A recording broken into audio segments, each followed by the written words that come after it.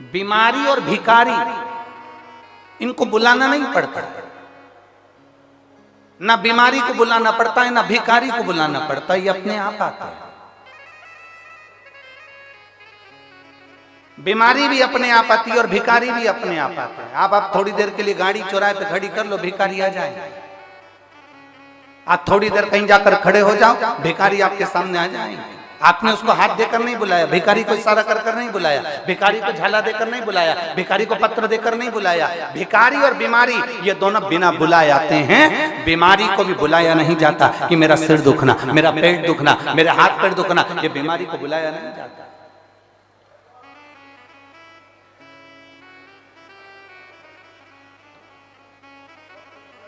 आज एक बहन कह रही थी कि गुरुजी, वो अभी की बात कहे, गुरुजी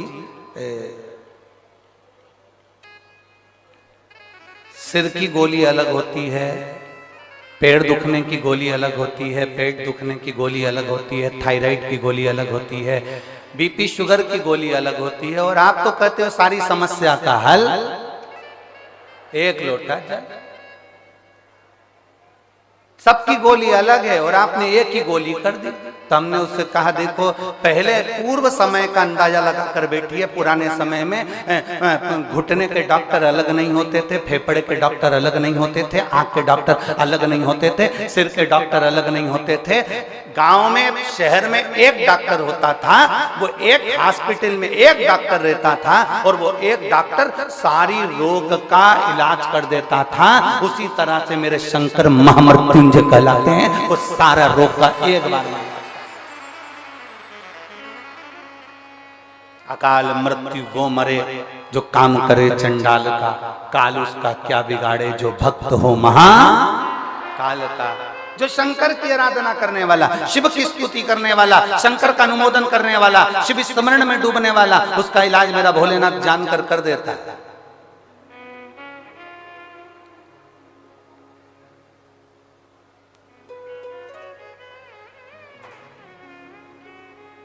सिर की गोली खाते हो, सिर बंद होता है कि नहीं होता? जम के तो बोलो, होता है ना। पेट की गोली खाते हो, पेट बंद होता है कि नहीं होता? जम के बोलो, होता है ना। नेत्र की गोली खाते हो, नेत्र की तकलीफ दूर होती है ना। तो गोली को कैसे मालूम कि सिर में ही फिट होना? उस पे सील ठप्पा देकर तो नहीं भेजा गया कि तू कहीं इधर उधर मत जाना। पेट की गोली है तो पेट पे इफेक्ट करना, सिर की गोली है तो सिर पर ही इफेक्ट करना।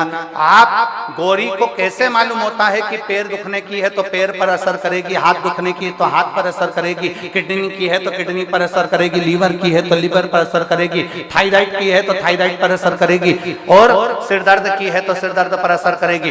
गोली को खाया जाता है, वो पेट में जाती है और जिस चीज में तकलीफ होती है वहां वो असर करना प्रारंभ करती है। शंकर भगवान पर चढ़ा हुआ जल तुम जब रोज पीते हो, तुम्हारी इंद्रियों में जहां जहां तकलीफ होती है मेरा महादेव वहां स्वयं आकर उसको अच्छा करना प्रारंभ कर देता है, श्रेष्ठ करना प्रारंभ कर। यहां अपन लोग स्तुति गाते हैं, भोला दुख काटो। इस स्तुति में हमने कभी ये नहीं कहा कि बाबा मेरा सिर दुख रहा, कि पांव दुख रहा, कि हाथ दुख रहा। हमने एक ही बात कही, भोला सब दुख काटो ओ भोला सब दुख काटो। शिव शंकर जपो तेरी माला, भोले बाबा जपो तेरी माला, भोला सब दुख काटो ओ भोला सब दुख काटो। हमने स्तुति स्तुति में गाया, बाबा मेरा सब दुख काट दीजिए, बाबा मेरी सब तकलीफें काट दीजिए। एक दुख नहीं जिंदगी में, ना जाने कितने दुख हैं, कितने दुख। सबकी अपनी अपनी तकलीफें हैं, सबका अपना अपना कष्ट है, सबकी अपनी अपनी बीमारियां हैं, सबका अपना अपना रोग है, सबका अपना।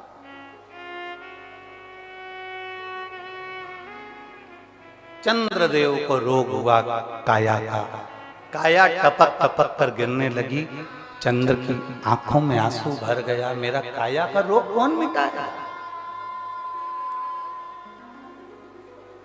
कौन? श्राप किसने दिया था? किसने श्राप दिया था चंद्र को? दक्ष प्रजापति, स्वयं के ससुर ने, स्वयं के ससुर ने श्राप दिया।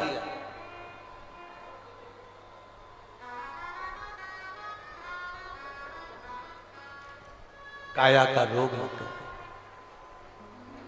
अब इसको मिटाएगा तो मिटाएगा कौन? कौन मिटाएगा? कौन मिटा सकता? चंद्र के मन में खलबली उत्पन्न होने लगी, रोने लगा चंद्र। कौन मेरे दुख को मिटा सकता है? चंद्र की आंख में आंसू भर गए, रो रहा, रो रहा। और बहुत ध्यान देने वाला विषय है, जब चंद्र रो रहा है, चंद्र की आंखों में जल भर गया कि मेरे शरीर में ये रोग पड़ गया। चंद्र भगवान नारायण के पास में जाकर विनय करे कि मेरे शरीर में ये रोग पड़ गया है। चंद्र ब्रह्मा जी के पास जाकर निवेदन करे कि मेरे शरीर में ये रोग पड़ गया है। चंद्र ने कई देवताओं के पास में जाकर निवेदन करा कि मुझे ये रोग पड़ गया है, ये रोग का निवारण कैसे हो सकता है?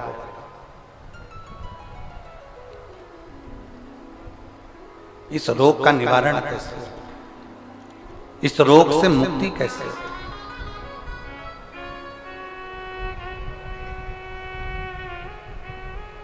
कोई ने कह दिया, चंद्रदेव को कई लोग मिले, चंद्रदेव से कहा तुम ये कर लीजिए, ऐसा करने पर तुम्हें फल की प्राप्ति हो जाएगी। एक शीतल आरती होती है, मेरी जीजियों बड़े सावधानी से सुनिएगा। एक शीतल आरती होती है।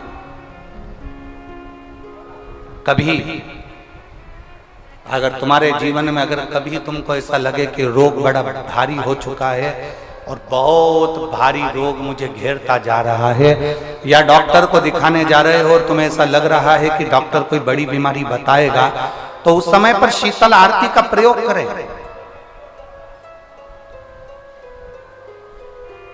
एक पुष्प हाथ की हथेली में रख लीजिए, एक पुष्प हाथ की हथेली में रख लीजिए, और यहां तक शास्त्र कहता है अगर हो सके तो आंकड़े का अगर पुष्प मिल जाए, तुम्हारे यहाँ क्या बोलते हैं उसको, मंदार का फूल, आंकड़े का फूल, अकौए का फूल, जो शंकर भगवान पे चढ़ता है, छोटा सा होता है, घुंघरू जैसा होता है वो, उसको तुम्हारे यहाँ क्या बोलते हैं हरियाणा में? आंख का ही पुष्प बोलते हैं। आंख का पुष्प मिल जाए तो ज्यादा अच्छा है। अब उसमें चाहे सफेद हो, चाहे नीला हो, चाहे गुलाबी हो, जैसा भी हो, हाथ में रखने के बाद हाथ में एक लोटा जल, भगवान शंकर के शिवालय में जब आप प्रवेश करें और प्रवेश करते समय भगवान के सम्मुख में जब भगवान शंकर के साक्षी में जब पहुंचे, आपके सामने पूजन में कोई भी सामग्री नहीं है, आपके पास में न दिया है, न बाती है, न गर्भवती है, न चंदन है, न कपूर है, न कोई सामग्री है, केवल एक आंख का पुष्प और एक लोटा जल आपके पास में है। शिवालय में पहुंचकर शीतल आरती का प्रयोग करो। 11 बार भगवान शंकर के 11 रुद्रों का स्मरण कर कर जब 11 बार शंकर के शिवलिंग के ऊपर से नीचे तक वो कलश को जब घुमाया जाता है और घुमाने के बाद वो आग का जो पुष्प है वो अशोक सुंदरी वाली जगह पर समर्पित कर कर भगवान शंकर को जो जल चढ़ाया जाता है, जो जल समर्पित किया जाता है, डॉक्टर भले तुमसे कह रहा हो कि तुम्हें बड़ी बीमारी के चांस हैं, आप जाकर एक बार चेक कराना, तुम्हें वो बड़ी बीमारी निकलेगी ही नहीं, उस रोग से तुम मुक्त हो। इसको शीतल आरती का प्रयोग किया गया। ये शीतल आरती, इसको शीतल आरती कहा। शिव की प्राप्ति का, एक रोग से मुक्त होने का। अब आपसे कोई कहे कि ये शीतल आरती का प्रयोग सबसे पहले किसने करा, तो आपको ध्यान लगाना है इस प्रयोग को। सोमनाथ जी की कथा का स्मरण करिएगा, सोमेश्वर की कथा का स्मरण करिएगा। आप स्कंद पुराण में, शिव महापुराण में सोमनाथ जी की कथा का स्मरण करिएगा। चंद्रदेव को काया का रोग हो गया, रोग इतना भारी था, चंद्र समझ नहीं पा रहे थे मैं करूं क्या। जब देव ऋषि नारद के पास पहुंच गए, नारद जी ने कहा एक पार्थिव शिवलिंग का निर्माण करो, बालू के शिवलिंग का निर्माण करो और समुद्र का ही जल भगवान शंकर को उनके आनंद से आरती कर कर उनको चढ़ाने का प्रयास करो। और शिव ने ऐसी कृपा कर दी कि चंद्र के पास आकर भगवान शंकर ने कह दिया, चंद्र मैं तुझे वर देता हूं, तेरा काया का रोग समाप्त होगा, ये मेरा वर है क्योंकि तूने मेरे शीतल आरती का प्रयोग किया।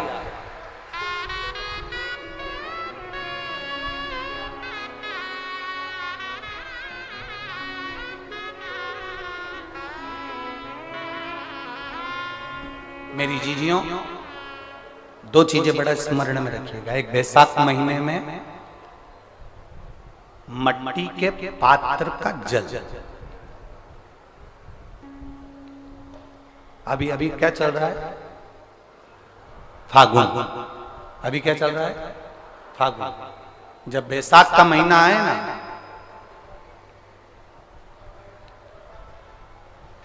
जितने यहां बैठे और जितने आस्था चैनल पर सुन रहे और जितने फेसबुक यूट्यूब पर कथा श्रवण कर रहे, जितने मोबाइलों पर देख रहे हैं, प्रयास करना, बैसाख के महीने में मिट्टी के पात्र में जो रात्रि भर जल रखा हो, मिट्टी के पात्र में, अगर आपके पास में घड़ा हो, हंडा हो, नी हो, तो दिया हो, दीपक हो, कुल्लड़ हो, कोई भी तुम्हारे पास में जो मिट्टी का पात्र, उसमें जल भरना।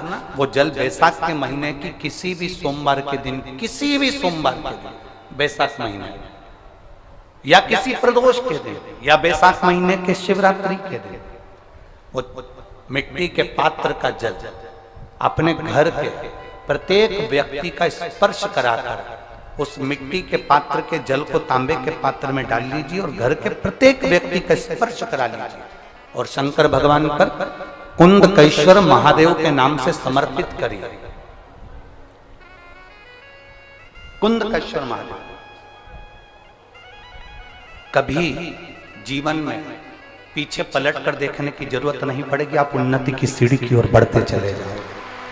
बैसाख महीने में मट्टी के पात्र का जल भगवान शंकर को समर्पित होना चाहिए, उसका सुख हमारे जीवन को एक आनंद फल प्रदान।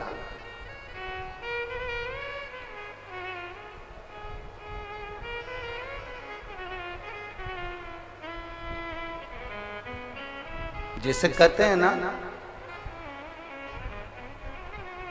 कोई अच्छा मिले ना मिले, धन मिलने से कोई भाग्यशाली नहीं होता,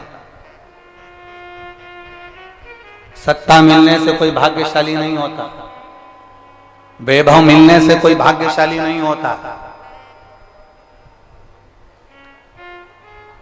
महाराज,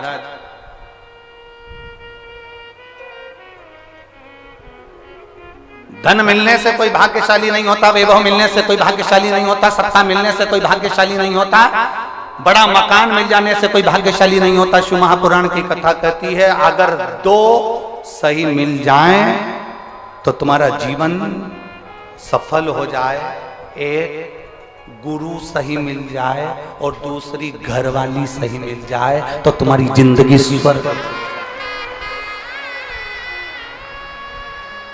दो सही मिलना चाहिए, धन मिलने से कोई भाग्यशाली नहीं होता, वैभव मिलने से कोई भाग्यशाली नहीं होता, सत्ता मिलने से कोई भाग्यशाली नहीं होता, बड़ी मकान बड़ी गाड़ी मिलने से कोई भाग्यशाली नहीं होता। दुनिया का सबसे भाग्यशाली व्यक्ति वो होता है जिसको दो ठीक मिल गए, दो अच्छे मिल गए। एक गुरु अच्छा मिल जाए, दूसरी जम के बोलो घर वाली अच्छी मिले। गुरु अच्छा मिलेगा तो तुम्हें स्वर्ग की सीढ़ी चढ़ा देगा, और घरवाली अच्छी मिलेगी तो घर को स्वर्ग बना देगी।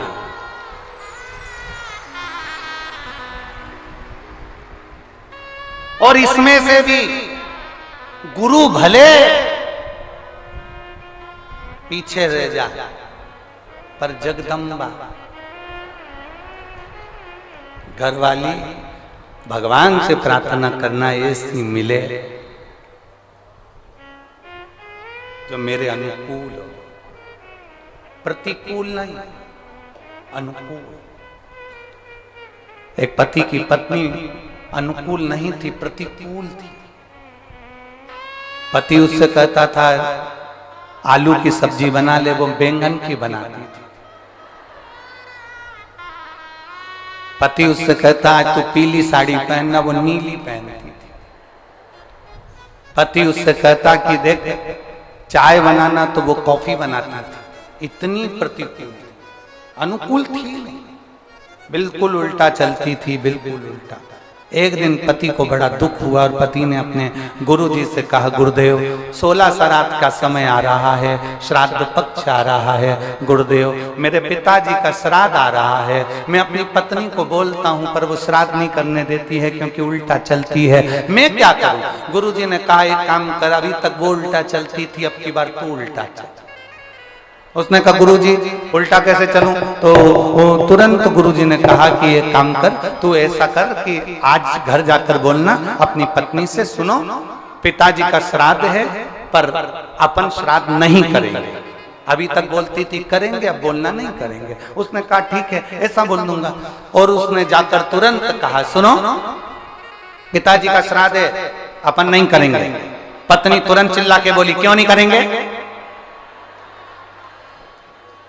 तुम्हारा बाप तुम्हारा पिता और तुम ही उनका श्राद्ध भी कर रहे, जरूर करेंगे। अब पति ने मन में सोचा गुरुजी तो गुरुजी है, कितना बड़ा ज्ञान दे दिया, कितना बड़ा। और गुरुजी ने कहा था जो जो तुझे करवाना है उसके लिए उल्टा चलना। इतने में इसने कहा सुनो श्राद्ध करेंगे तुम कह रही हो तो, पर पंडित को भोजन नहीं कराएंगे। इतने में पत्नी जूड़ा बांधती बांधती बोली क्यों नहीं कराएंगे? इतनी सारी प्रॉपर्टी का छाती पे बांध के ले जाओगे, 100 बामन को जिमाएंगे जा। पति ने सोचा आज तक एक नहीं जिमाया और आज 100 बामन जिमा रही है।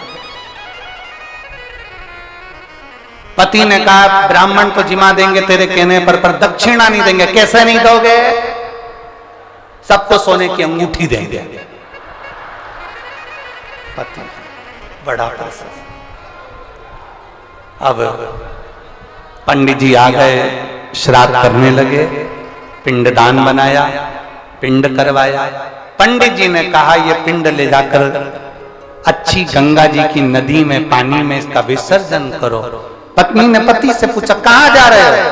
पति तिल्ला कर बोला पिताजी के पिंड को नदी में विसर्जन करने जा रहा हूं। इतने में पत्नी चिल्ला कर बोली तुम्हारे बाप ने कौन सा अच्छा काम किया था जो नदी में विसर्जन करने जा रहा हो? गटर में पटक दो। अब यहां पर उसको उल्टा बोलना था कि पिंड को गटर में पटकने जा रहा हूं, तो पत्नी बोलती नदी में विसर्जन करो। अब इसने कहा नदी में विसर्जन करो, तो इसने गटर में पटकवा दिया। बड़ा दुखी हुआ, सारा करा धरा पे पानी फिर गया।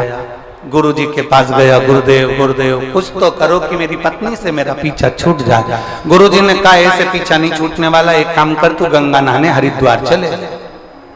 हरिद्वार चले जा तो इससे पत्नी से पीछा छूट जाएगा। क्यों नहीं छूटेगा?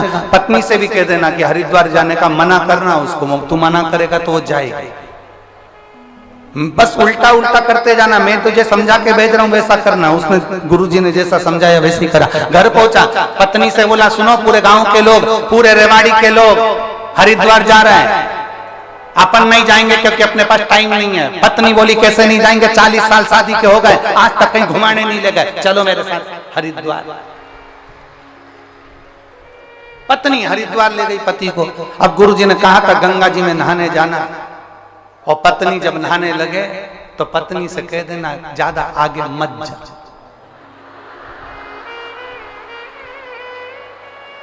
बस इतना ध्यान रखना। और पत्नी जैसी गंगा जी में उतरी और पति ने चिल्ला कर कहा आगे मत जाना। पत्नी बोली जाऊंगी जा। और जो आगे गई और पानी में बह गई। इसने जेब में से नारियल निकाला, गंगा मैया ले जा, गंगा मैया ले जा, गंगा मैया ले जा।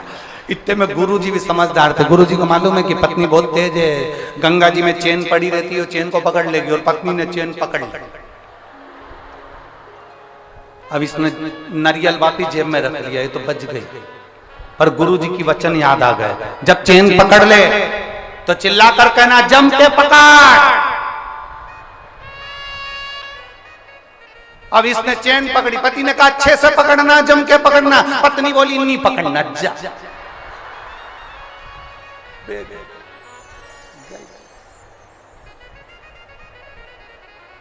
हरिद्वार में बही, बंगाल में निकली।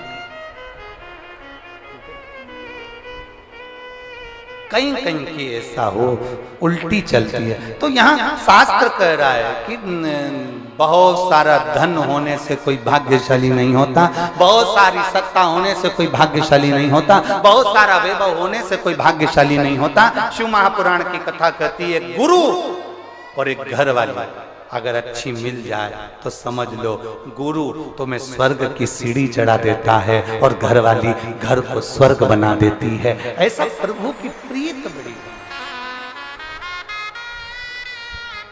चंद्र शीतल आरती चंद्र कर रहा है, शीतल। और कर्पूर गौरम करुणावतार संसार सारम भुजगे। चंद्रदेव ने जो भगवान की आराधना करी, आराधना करते ही शंकर जी ने दर्शन दे दिया।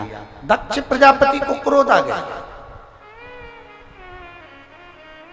दक्ष प्रजापति को क्रोध इसलिए आया कि दक्ष प्रजापति को क्रोध आने का कारण केवल इतना सा था कि मैंने चंद्र को काया का रोग का श्राप दिया था, इसका रोग ठीक किसने करा? तो मालूम पड़ा कि शंकर भगवान ने करा है, शिव ने करा है।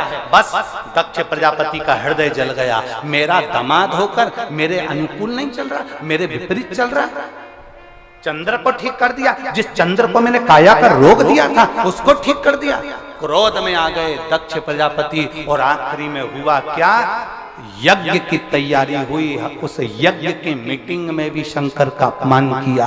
यज्ञ में शंकर को ना बुलाकर उनका अपमान किया। बार बार शंकर का अपमान करते हैं, केवल एक कारण है, क्योंकि शंकर भगवान ने उन्हें रोग से मुक्त करा था।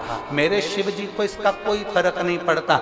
दुनिया के लोग कितना भी ताना दें, दुनिया के लोग कितनी भी गाली दें, दुनिया के लोग कितना भी अपशब्द कहें, दुनिया के लोग कितना भी आड़ा टेढ़ा बोलें, शिव महापुराण की कथा कहती है अगर आपने अपने दिल से शंकर भगवान को पुकारा है तो सारी दुनिया तुमको दुख देने वाली होगी और मेरा महादेव दुख से निवारण करने वाला है।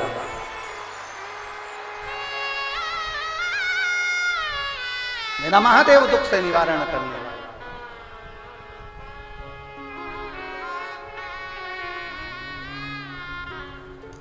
शिव कथा कर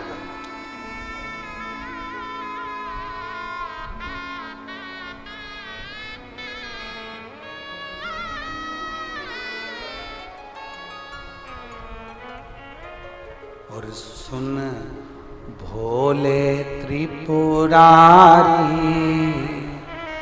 द्वार तेरे आया हूँ। सुन भोले त्रिपुरारी द्वार तेरे आया हूँ। सुन भोले त्रिपुरारी द्वार तेरे आया हूँ। सुन भोले त्रिपुरारी द्वार तेरे आया हूँ। द्वार तेरे आया, द्वार तेरे आया हूँ। द्वार तेरे आया हूँ, द्वार तेरे आया हूँ। सुन भोले त्रिपुरारी द्वार तेरे आया हूँ। सुन भोले त्रिपुरारी द्वार तेरे आया हूँ। भर दे झोली खाली द्वार तेरे आया हूँ। भर दे झोली खाली द्वार तेरे आया हूँ। भर दे झोली खाली द्वार तेरे आया हूँ। भर दे झोली खाली द्वार तेरे आया हूँ। पीछे वाले भी दोनों हाथों से बड़े प्रेम से राधे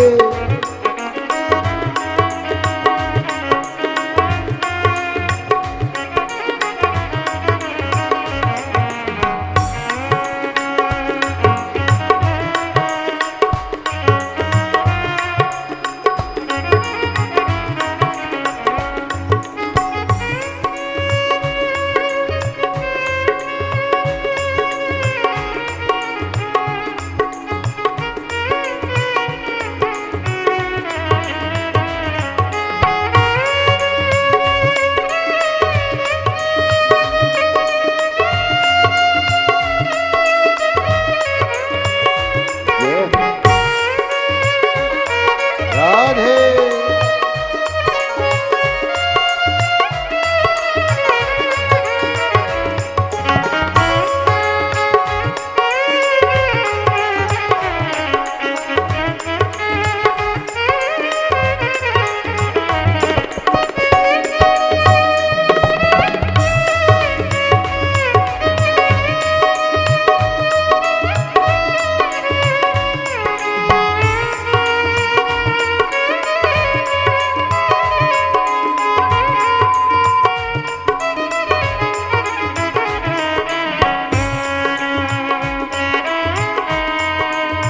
राधे शंभो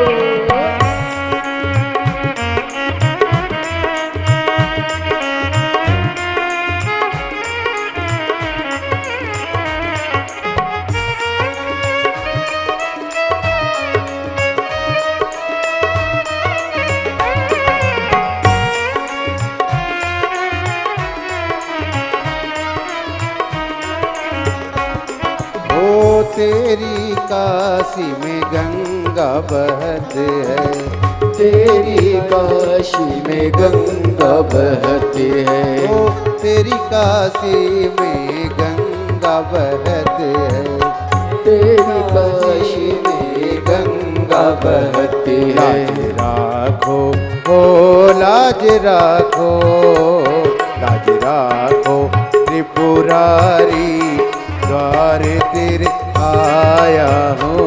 लाज राखो त्रिपुरारी द्वार तेरे आया हूँ। सुन भोले त्रिपुरारी द्वार तेरे आया हूँ। सुन भोले त्रिपुरारी द्वार तेरे आया हूँ। द्वार तेरे आया हूँ। द्वार तेरे आया हूँ। द्वार तेरे आया हूँ, द्वार तेरे आया हूँ। सुन भोले त्रिपुरारी द्वार तेरे आया हूँ। सुन भोले त्रिपुरारी द्वार तेरे आया हूँ।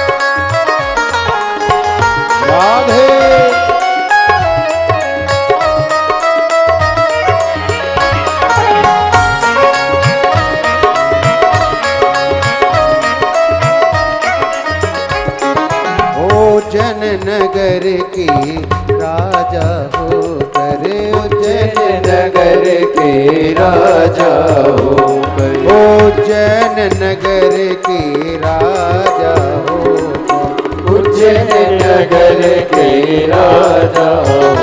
राज राखो ओ लाज राखो, लाज राखो त्रिपुरारी, द्वार तेरे आया हो। लाज राखो त्रिपुरारी, द्वार तेरे आया हो। ओ द्वार तिहारे आया हूँ, शरण तिहारे आया हूँ, ओ द्वार तिहारे आया हूँ, शरण तिहारे आया हूँ। बोले भंडारी, द्वार तेरे आया हूँ, भोले भंडारी, द्वार तेरे आया हो।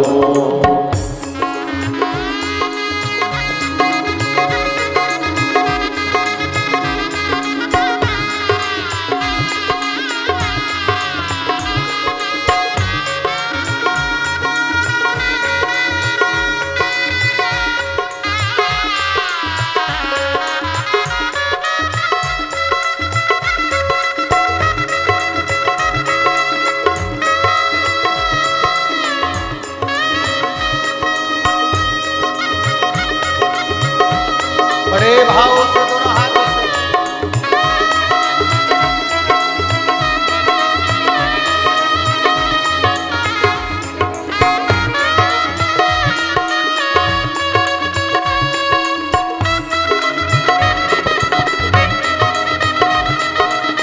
राधे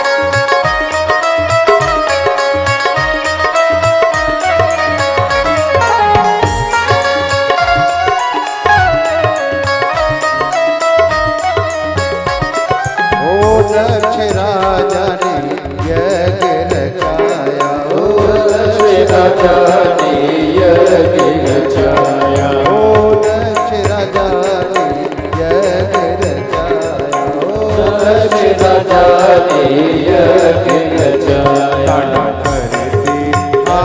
तांडव करती तांडव करती त्रिपुरारी, द्वार तेरे आया हो।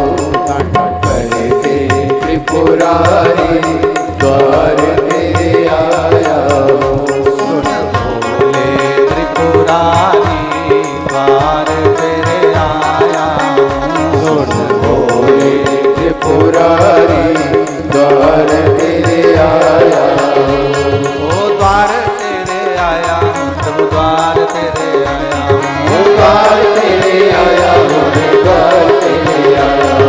ओ द्वार तेरे आया प्रभु, द्वार तेरे आया ओ द्वार तेरे आया हो, द्वार तेरे आया हो। सुन भोले, सुन भोले, भोले, सुन भोले, सुन भोले त्रिपुरारी, द्वार तेरे आया हो।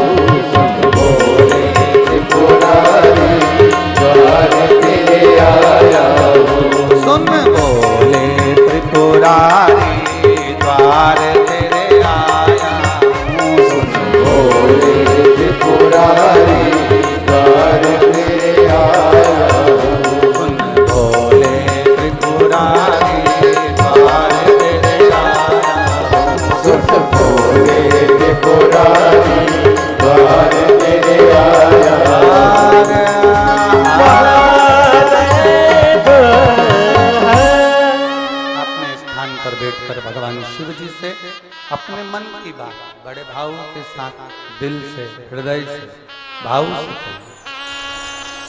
जहां जगह मिले वहां बैठकर भगवान शिव से अपने मन की बात बड़े भाव के साथ कहिए।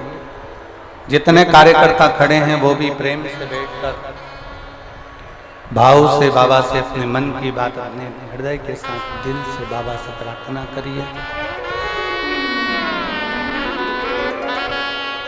बार बार ये मौका नहीं लगता बाबा से अपने मन की बात कहने का। जिसको आता है वो साथ में बोलेंगे। शिव महापुराण के मूल मंत्र का स्मरण करें।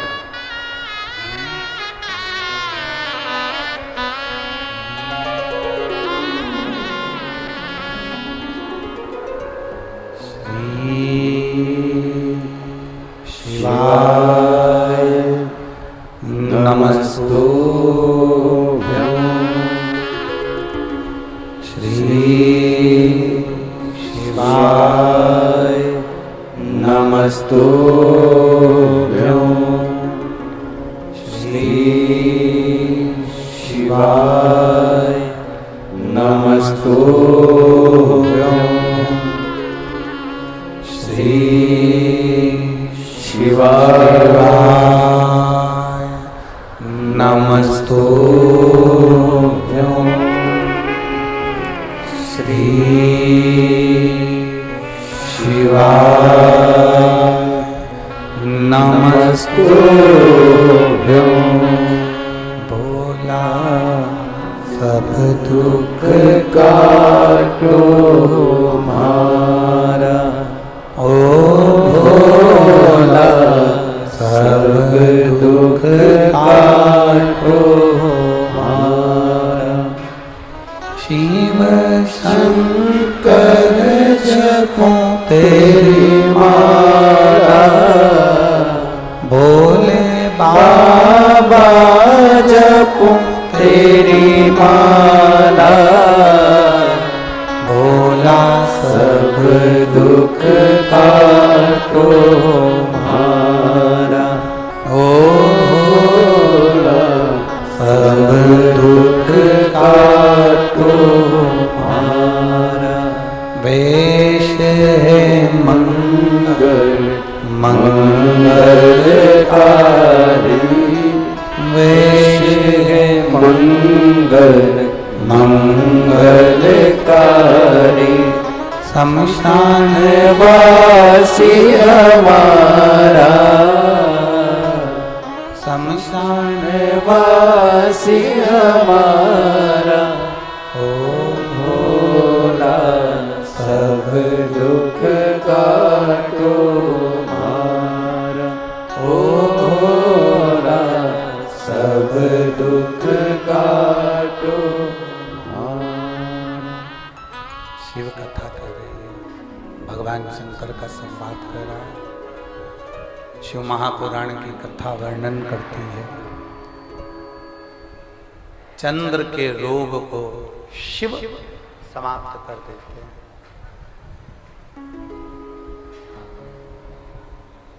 ऐसा दुनिया का कोई रोग नहीं जो मेरा महादेव समाप्त ना कर पाए।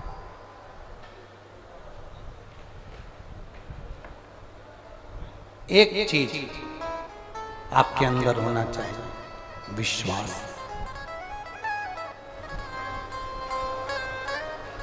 अगर आपके अंदर विश्वास है, भरोसा है, तो शिव तुम्हारा है और तुम शिव के। फिर वो काम रुक नहीं सकता, वो काम होकर ही रहेगा अगर भरोसा पक्का है तो।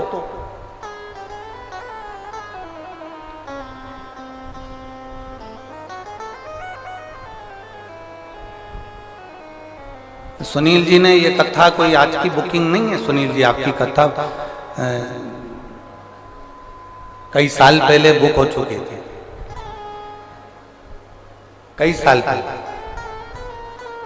रेवाड़ी वालों को तो बाद में मालूम पड़ा होगा कि सुनील जी कथा करा रहे हैं, तो ये तो आप लोगों को बाद में मालूम पड़ा होगा, पर ये कथा बहुत साल पहले बुक हो गई थी।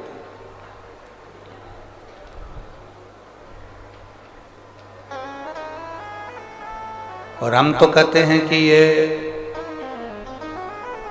कोई पूर्व समय का जो आपका प्रारब्ध है, पूर्व समय का कोई भगवान देवादिदेव महादेव का आपसे कोई संबंध रहा होगा सुनील जी, तो ये बाबा रेवाड़ी में आकर कथा का रसपान करा दिया। कहीं कृपा भगवान शिव की हुई है। और भगवान शंकर परीक्षा बहुत लेता है, बीच में जनरेटर बंद करवा देता है। बाबा है वो, कथा चालू होते होते भी बहुत बहुत समस्याएं सामने आकर खड़ी होती है, पर आप मुस्कुराकर श्री शिवाय नमस्तुभ्यम बोलकर अपने कार्य के लिए जब आगे बढ़ोगे तो समस्या समाप्त होती चली जाती है और बाबा की कृपा बरसती चली जाती है।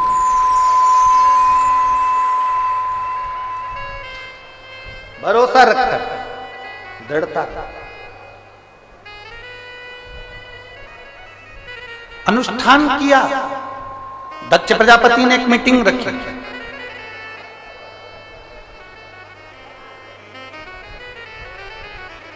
शंकर भगवान भी बैठे थे उस मीटिंग में, उस सभा में शिवजी विराजमान थे। दक्ष प्रजापति उस सभा में आया तो उसको प्रणाम नहीं करा भोलेनाथ जी ने, नहीं देख पाए। होता है कभी कभी, ऐसा नहीं है कि देख पाए।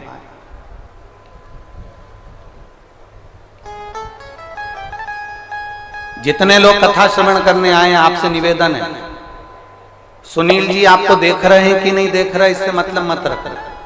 सुनील जी की पत्नी ने आपका आदर करा कि नहीं करा, उससे मतलब मत रखना। सुनील जी के बेटे ने आपको बैठने के लिए जगह दी कि नहीं दी, उससे मतलब मत रखना। उनकी बेटी ने आपका आदर करा कि नहीं करा, उससे मतलब मत रखना। आप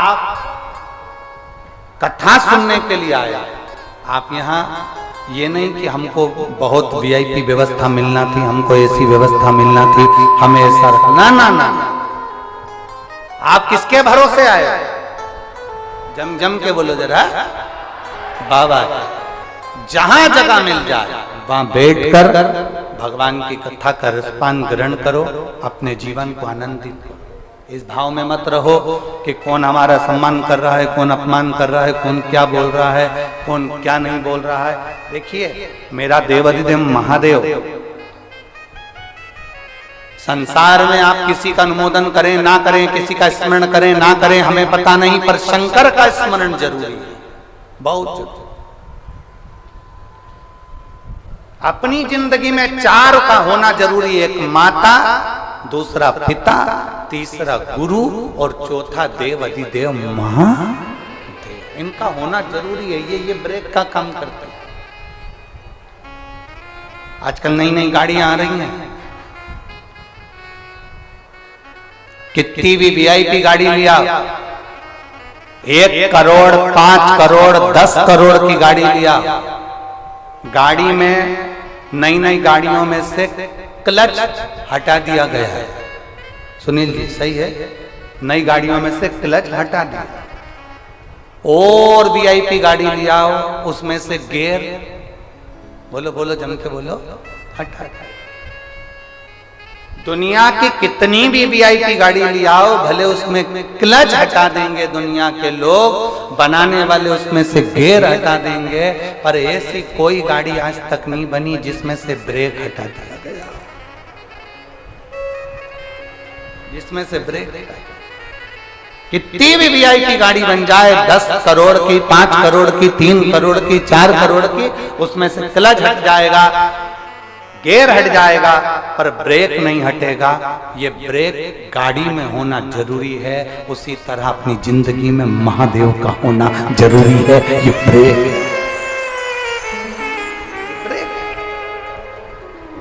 ये बहुत जरूरी है हमारे जीवन के लिए, हमारी जिंदगी के उन्नति के मार्ग के लिए, हमारे जीवन के आगे के पहलू के लिए शिव का होना चाहिए। दक्ष प्रजापति समझ नहीं पाया, जान नहीं पाया।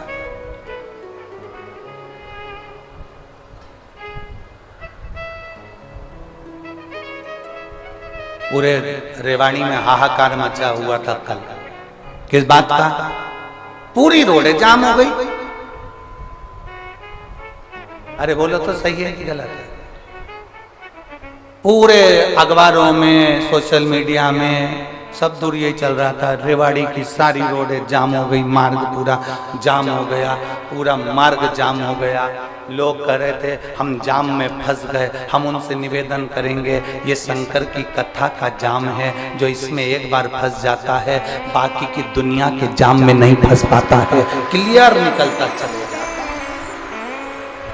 क्लियर। एक बार फंसे हो ना, एक बार अंदर आ गए हो ना, एक बार तुम्हें तकलीफ हो गई ना, 5 दिन तुम जो यहाँ फंसे हुए हो, चिंता मत करना, बाकी की उलझन में नहीं फंसोगे, बाकी की उलझन में क्लीन रहोगे एकदम।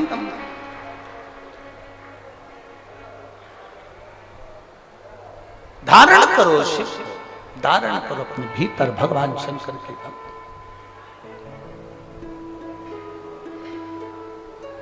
और जितना उसको धारण कर सकते हो उतना, अपने जीवन को जितना सार्थक बना सकते हो उतना बनाए, उतना। शिव कथा कर रही है, भगवान देवादिदेव महादेव का संवाद कर रहा है, शिव महापुराण की कथा कर रहा है। दक्ष प्रजापति, शंकर भगवान जब उठकर प्रणाम नहीं करे, नमन नहीं करे, झुके नहीं, प्रणाम नहीं किया, क्रोध आ गया। क्रोध, इतना क्रोध आया, इतना क्रोध आया कि दक्ष प्रजापति ने श्राप दे दिया भगवान देवादिदेव महादेव को। तो मेरा दामाद होकर, मेरा जमाई होकर तुमने मुझे प्रणाम नहीं करा, मैं तुम्हें श्राप देता हूं। सुनो दक्ष प्रजापति कहते हैं, सुन शंकर, सुनो देवादिदेव महादेव, सुनो शिव, तुम मेरे दामाद होकर तुमने मेरा सम्मान नहीं करा, मेरा आदर नहीं करा, मैं तुझे श्राप देता हूं कि तुम शमशान में निवास करो। शंकर भगवान को कोई टेंशन नहीं था। पार्वती जी को भले थोड़ी चिंता थी कि अपन शादी के बाद कहां रहेंगे। पार्वती जी ने शिव जी से ये पूछा था, अपन शादी के बाद कहां रहेंगे। कई लड़की लड़के से पूछ लेती है, अपन शादी के बाद कहां रहेंगे। लड़का लड़की आपस में बोल देते हैं, तू मेरे दिल में रहना,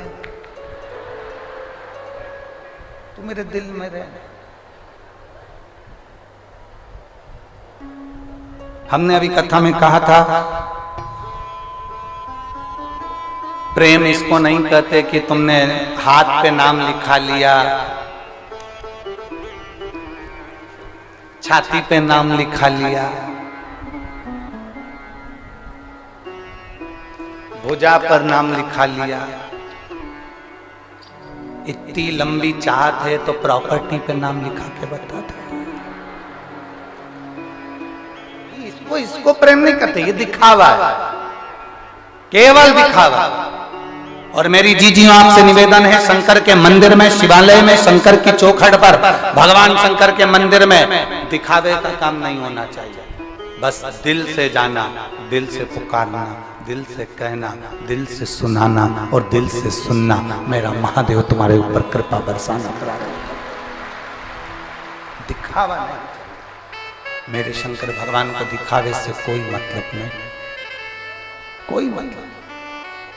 बोल बम का नारा है सारी समस्या का हल। मेरे शंकर भगवान को दिखावे से मतलब नहीं, मेरे शिव जी को केवल तुम्हारे निर्मल मन से, तुम्हारे चित्त से, तुम्हारी वृत्ति से, तुम्हारे हृदय से। पार्वती जी ने जरूर महादेव से कहा था, शंकर भगवान से पार्वती जी विवाह करने से पहले बोली थी, अपन कहां रहेंगे। तुम होते तो कह देते दिल में। महादेव ने कहा नहीं, मुझे श्राप लगा है, मुझे श्राप है, अपन रहेंगे शमशान में। पार्वती जी बोली शमशान में, वहां अपन से मिलने कौन आएगा, वहां अपने पास में कौन आएगा। शंकर भगवान बोले कोई नहीं आएगा, ऐसे नहीं आएगा तो लोग उसे बांध कर लाएंगे, तो चिंता मत कर,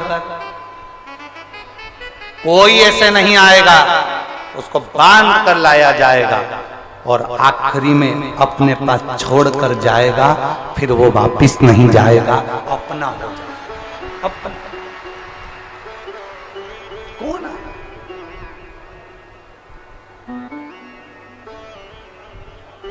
और मेरे भोले तेरा सहारा है,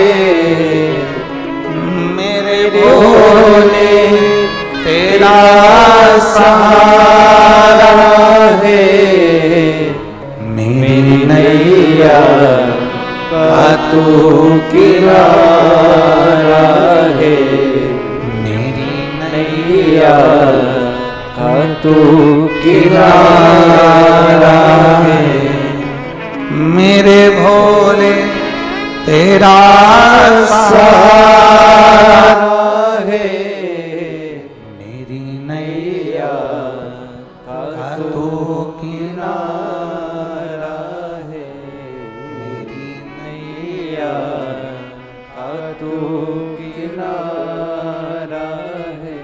आप उसको दिल से पुकारेंगे, वो दिल से मिलता है। उसकी अविरल भक्ति हमें आनंदता का भाव प्रकट करते थे। शिव कथा कर रही है,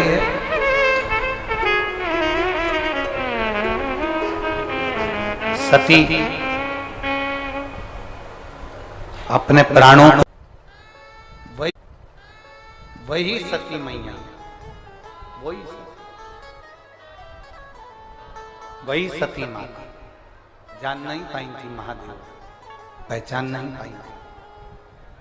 सबसे बड़ा है कथा के अंदर एक प्रसंग सबसे भारी है। माता पार्वती जी ने 51 जन्म लिए हैं, पर 51 जन्म माता पार्वती ले लेकर थक गईं और शंकर जी को पहचान नहीं पाई। 51 जन्म। अब जरा विचार करिएगा, पार्वती जी 51 जन्म लेने पर भगवान शंकर को नहीं पहचान पाई, तो आप और हम कैसे पहचान सकते, कैसे जान सकते?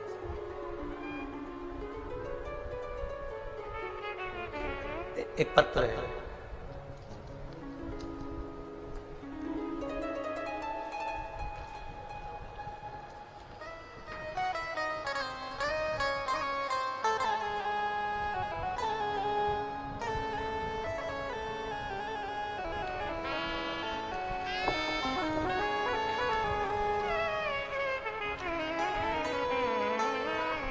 मेरा नाम मनीषा बेदी, रहने वाली मैं रेवाड़ी हंस नगर की हूं।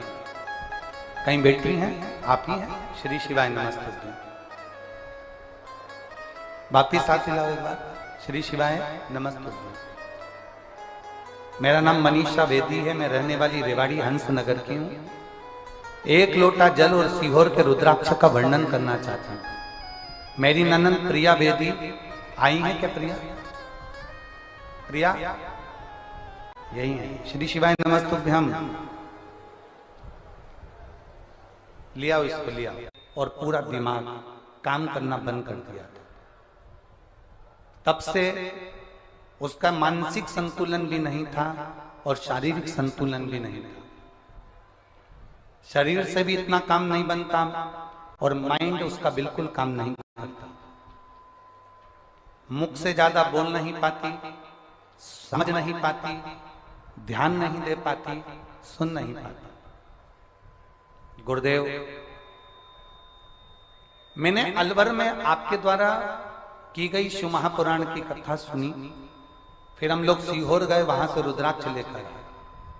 तांबे के लोटे में उस रुद्राक्ष को डालकर शंकर जी को जल चढ़ाना और वो जल हमारी ननद को पिलाना प्रारंभ करा। गुरुदेव, उसने अपने मुख से कभी कोई शब्द नहीं बोला था। उसका शरीर काम नहीं करता था, उसका माइंड काम नहीं करता था, दिमाग संतुलित नहीं था। आज मैं बाबा के इस पावन प्रांगण में छाती ठोक कर कह सकती हूं कि अब मेरी ननद समझने लगी है और उसका दिमाग काम करने लगा और वो मुख से श्री शिवाय नमस्तुभ्यम कहने लगी। गुरुदेव, 35 साल के बाद मेरी ननंद ने अपने मुख से शब्द निकाला तो श्री शिवाय नमस्तुभ्यम निकाला। 35 साल तक वो अपने दिमाग से काम नहीं कर पाती थी। 35 साल तक उसका शरीर उठने बैठने के भी लायक नहीं था। शिव तत्व है, शंभु वो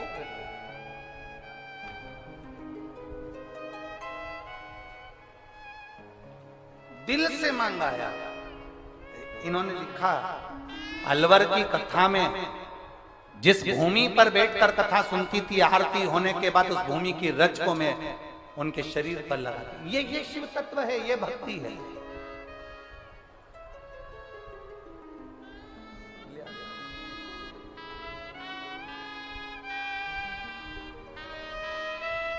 पैंतीस साल के बाद इसका शरीर इतना काम करा है और माइंड इतना काम करा है। जोरदार ताली बजाएं इस बेटी के लिए।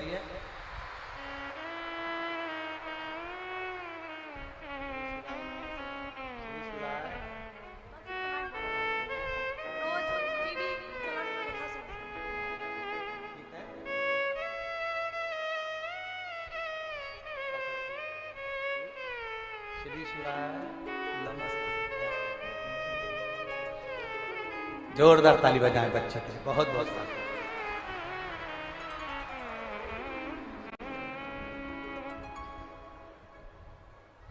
शिव भक्ति का एक प्रतीक।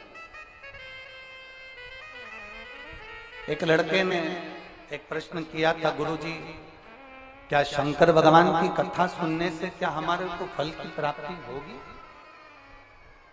हम कहते हैं अगर दिल से सुनी है तो बाबा क्यों नहीं दे। कपड़ा थोड़ा सा सस्ता रोए बार बार और महंगा रोए एक बार। कपड़ा अगर जोरदार लिया है ना तो उसका कलर नहीं निकलेगा। और अगर कपड़ा ऐसा ही ले लिया तुमने कि हाँ साहब हमें तो दे दो, हमें तो मेहमानी में देना है, हमें तो चढ़ाना है, जैसे कई माताएं होती है ना जब भागवत सुनने जाती हैं। अब यहाँ शिव पुराण पे तो कोई साड़ी वाड़ी का तो कोई क्रम ही नहीं रहता। माँ तो शंकर भगवान की कथा में कहाँ साड़ी वाड़ी का लफड़ा। भागवत जी में जब साड़ी चढ़ती है तो माताएं पहले घर में जो साड़ी आती है उस साड़ी में से सबसे अच्छी साड़ी होती है तो सास खुद रख लेती है, और अच्छी होती है तो बेटी को दे देती है, और थोड़ी सी वैसी होगी तो बहू को दे देगी, और अगर थोड़ी बहुत भी गड़बड़ निकली तो पैक करके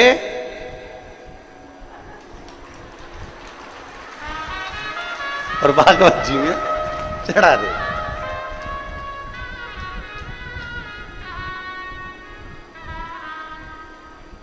अब इनने बड़े जोरदार पल्लू मल्लू लेके साड़ी चढ़ा तो दी, पर इनके ध्यान में नहीं आया कि तुम इतनी जोरदार जोरदार पहने तो पंडित जी की लुगाई के कम पहने। अब तुम सोचो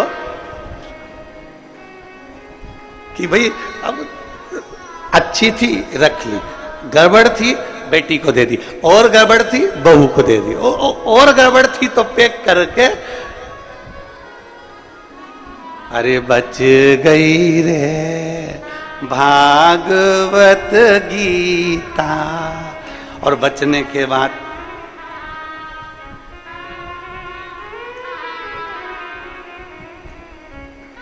दान का महत्व मालूम है आप लोगों को? दान का महत्व मालूम होना चाहिए। दान का महत्व किसको कहते हैं?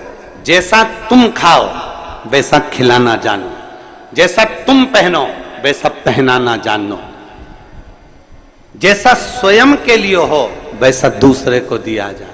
पर आज के जमाने में लोग दान वैसा नहीं करते। आज के जमाने में दान तो ऐसा करते हैं कि घर में जो कबाड़ा है उसको साफ करना है तो किसी को दे दिया जाए, बस वहां से वहां, वहां से वहां, वहां से वहां चलता जाता है ना।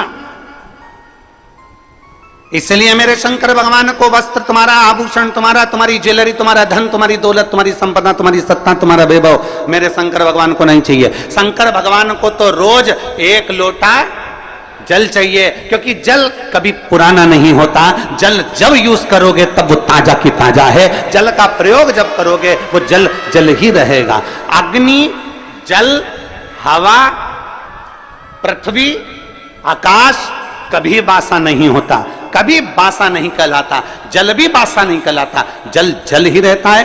गंगा जल को तुम 2 साल, 5 साल, 10 साल, 20 साल, 25 साल पुराना गंगा जल भी तुम्हारे घर में रखा है तो वो बासा नहीं कहलाएगा। तुम्हारे ट्यूबवेल को खुदवाए हुए, तुम्हारे यहाँ कुआं खुदवाए हुए, तुम्हारे यहाँ बावड़ी लगाए हुए, तुमने जो कुंड खुदवाया, कुंडी खुदवाई, तालाब बनवाया, बावड़ी बनवाई, उस कुएं में जो पानी आता है, वो कुआं खुदवाए तुम्हारे सालों हो गए, बरसों निकल गए, पर वो कुएं का जल हमेशा ताजा की ताजा ही कहलाता है।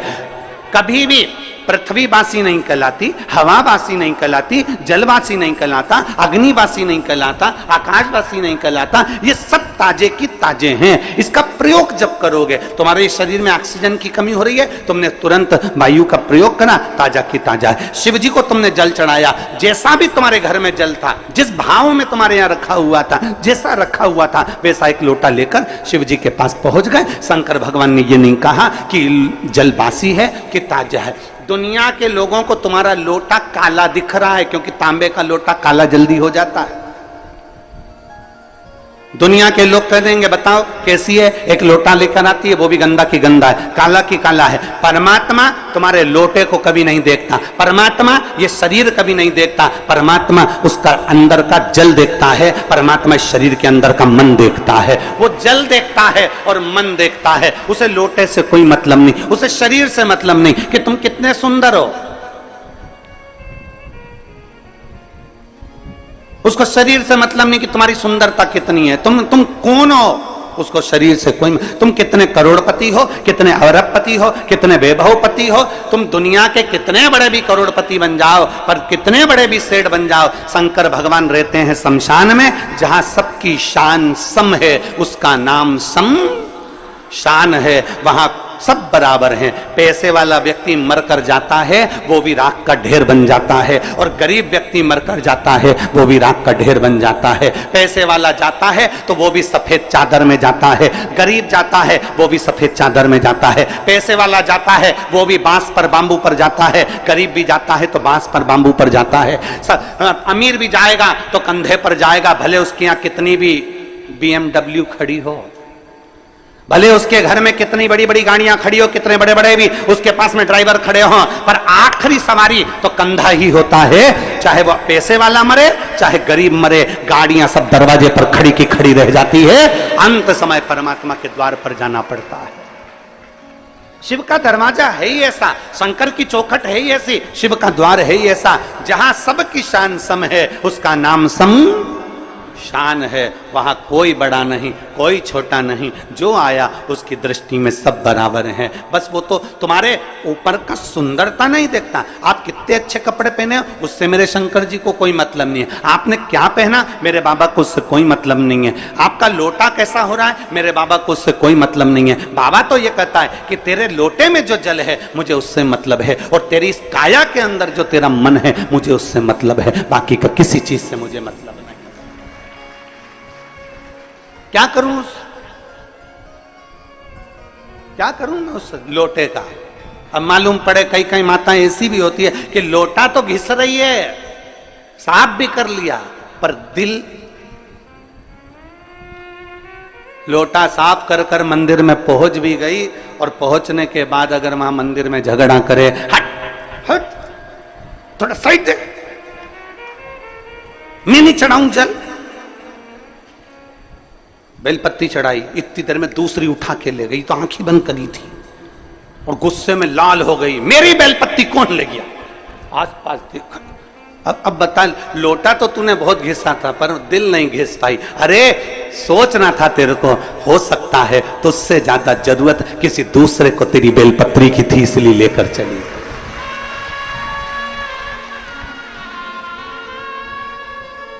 लोटा घिसने से क्या होगा, दिल भी तो घिसो, मन तो साफ करो, क्लीन करो, थोड़ा मन निर्मल करिए। और मैंने तेरे ही भरोसे बाबा, तेरे ही भरोसे हवा बिच उड़ती जावांगी, बाबा डोर हटो छड़ना करती जावांगी, भोले मैं तेरी पत्नी, शंभू मैं तेरी पत्नी, हवा बिच उड़ती जवांगी, बाबा डोर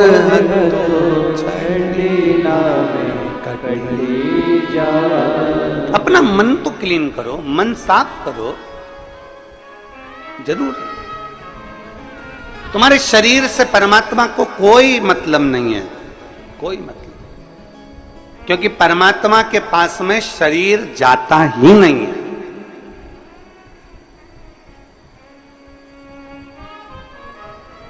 तुम्हारे कोई रिश्तेदार मरे हो और उनका शरीर ऊपर गया हो तो बता देना। जिसने खूब बादाम खाई हो, हर हफ्ते ब्यूटी पार्लर गई हो, उसका शरीर भी ऊपर नहीं गया। गया? अरे बोलो तो जम के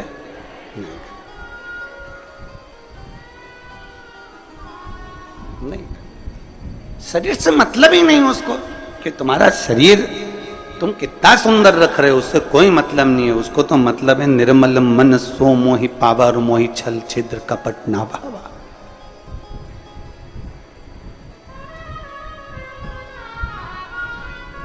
तीन चीजें हैं।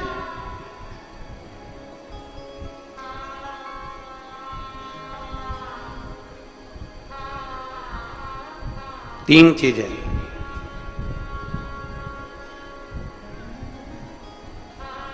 बचपन जो निकलता है वो लड़कापन में निकल जाता है। बचपन लाड़पन में निकल जाता है, जवानी अकड़न में निकल जाती है, और बुढ़ापा तड़फन में निकल जाता है। बचपन गया, लड़कपन में निकल गया, छोटा है, अकल नहीं है, बुद्धि नहीं है, चित्त नहीं है, ये नहीं है, वो नहीं है, लड़कपन में निकल गए।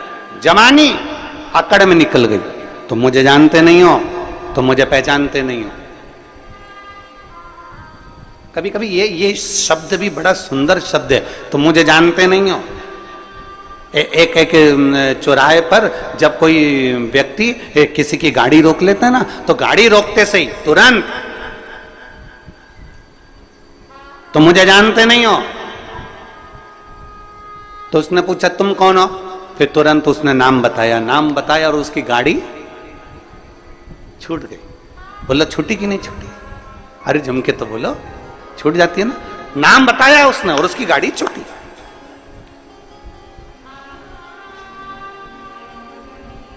डॉक्टर को दिखाने जाओ और भीड़ बहुत लग रही हो, फिर नंबर देने वाले से कहे तुम हमें जानते नहीं हो, फिर नाम बताया, नंबर जल्दी लगा कि नहीं लगा? बोलो जम के तो बोलो, लग गया।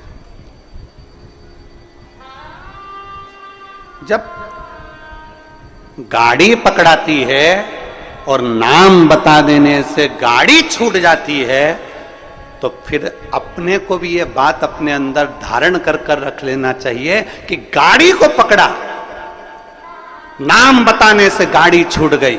तो जब यमराज हमें पकड़े तो हमें भी शंकर का नाम बता देना है, तो हम भी छूट जाए। गाड़ी पकड़ी और नाम बताया तो गाड़ी छूट गई, तो क्या वो यमराज के सामने नाम बताओगे तो ना छूटोगे? और अंत समय प्रभु आना पड़ेगा, वचन दिया तो निभाना पड़ेगा। आए ना आए प्रभु कुटुंब कबीरा, अंत समय प्रभु आना पड़ेगा, वचन दिया तो निभाना पड़ेगा। और अंत समय प्रभु आना पड़ेगा, वचन दिया तो निभाना पड़ेगा। जब एक नाम बोलने से गाड़ी छोड़ दी जाती है, तो उस परमात्मा का नाम लेने से श्री शिवाय नमस्तोभ्यम ओम नमः शिवाय, नमः शिवाय। जब राम नाम, कृष्ण नाम, शिव नाम, परमात्मा का नाम हम जब लेते हैं तो वो यमराज भी छोड़ देता, छोड़ना पड़ता है। मार्कंडे बाबा का चरित्र कहता है, मार्कंडे बाबा को केवल छोटी सी उम्र मिली थी और कह दिया उसके माता पिता ने शंकर जी को पकड़ ले, शिव जी को पकड़ा। आखिरी में शंकर का गुणगान कर रहे थे, नाम ले रहे थे और यमराज आ गया, छोड़ना पड़ा। नाम का असर बड़ा होता है। जैसे ही फोन लगाया, नाम दिया कि किसकी गाड़ी, नाम सुना, छोड़ दी गई। तो परमात्मा का नाम लोगे तो यम की कैद से भी छूट जाओ।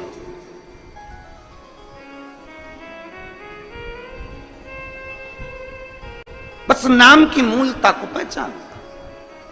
इसलिए तो तुलसीदास बाबा ने अपने सुंदर वचनों में लिखा, तुलसीदास जी ने अपने वचनों में कहा, कलयुग केवल, जम के बोलो जरा, कलयुग केवल नाम धारा। नाम, उन्होंने कलयुग में यह नहीं कहा कि राम धारा की, कृष्ण धारा की, शिव धारा की, यह धारा। उन्होंने कहा कलयुग केवल नाम धारा। तुम्हारी मर्जी पड़े तो राम बोलो, तुम्हारी मर्जी पड़े कृष्ण बोलो, तुम्हारी मर्जी पड़े शिव बोलो, तुम्हारी मर्जी पड़े दत्त बोलो, तुम्हारी मर्जी पड़े देवी बोलो, तुम्हारी मर्जी पड़े कुल देवता का नाम लो, तुम्हारा जो मन पड़े वो नाम लो। पर कलयुग में नाम जरूर लो, क्योंकि कलयुग का सार तत्व केवल नाम से है, परमात्मा के भजन से। ले आओ जरूर नाम। अब आप और हम नाम का लेते, का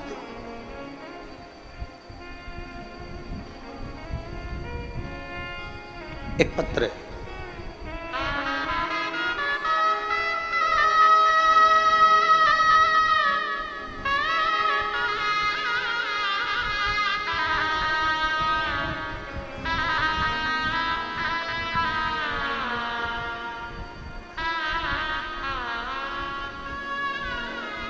मेरा नाम विमलेश पांडे, मैं कस्बा बेबर की रहने वाली हूँ, जिला मैनपुरी, उत्तर प्रदेश की हूँ।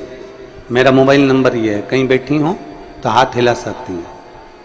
मेरा नाम विमलेश पांडे, मैं कस्बा बेबर की रहने वाली हूँ, जिला मैनपुरी, उत्तर प्रदेश।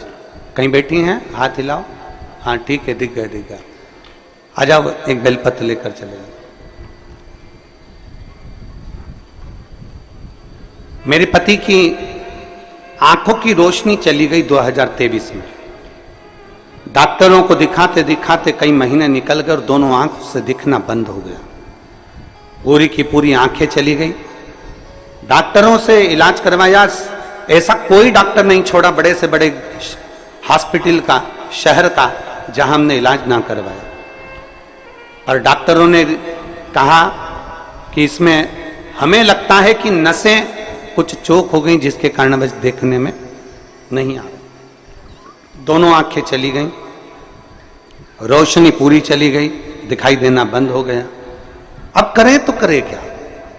तभी पहली बार आपकी कथा टीवी के माध्यम से श्रवण करी और श्रवण करने के बाद आपने कहा कि एक लोटा जल शंकर जी को चढ़ाओ और चढ़ा हुआ जल आचमन करो। हम उस जल को आचमन ना करते हुए हमारे पति की आंखों में कपड़े को गीला कर कर वो आंखों पर लगाना प्रारंभ कर दिया।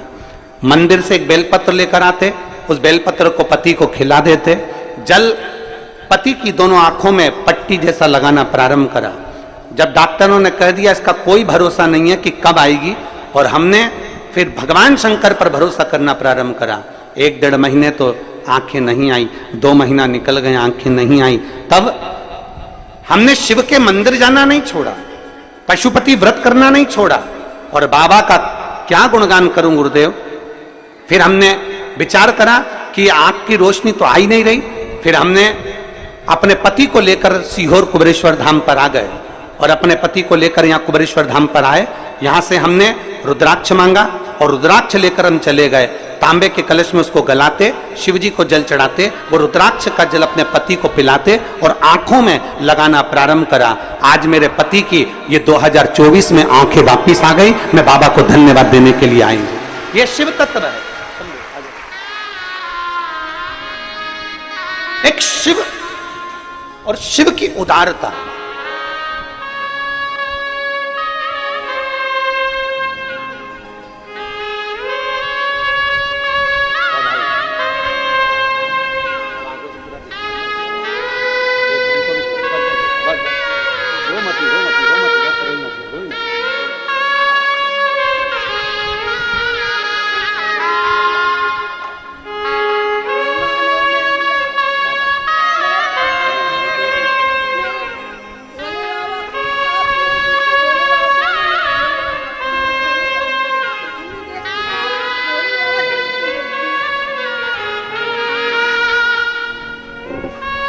शिव तत्व।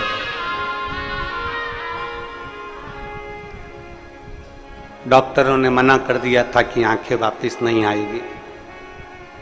मैं अपने पति को लेकर, उन्हें दिखता नहीं था, धाम पर आ गई, रुद्राक्ष लिया, लेकर चली गई, बाबा की कंकर शंकर पूजन कर कर गई और बाबा ने मेरे पति की आंखों को वापस दे दिया। ये शिव तत्व है, योग घड़ी, एक विश्वास हमारे भीतर शिव के प्रति, शंकर के प्रति। आप सियोर वाले महाराज जी से मिलने के लिए नहीं आए हो, ना सियोर वाले महाराज से आपका कोई रिश्ता है ना संबंध।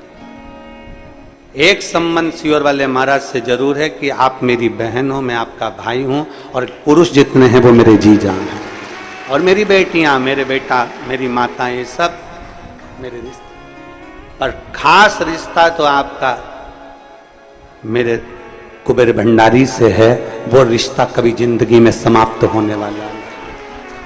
एक संबंध तुम्हारा शिव से जुड़े।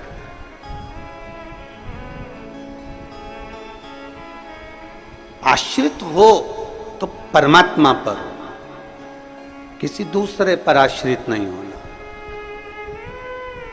भरोसा करना तो मेरे देवाधिदेव महादेव पर करना, दूसरे पर कभी भरोसा नहीं। इंसान का करा गया भरोसा टूट जाएगा, पर परमात्मा का करा गया हुआ भरोसा कभी जिंदगी में नहीं टूटता, वो भरोसा अजर और अमर रहता है।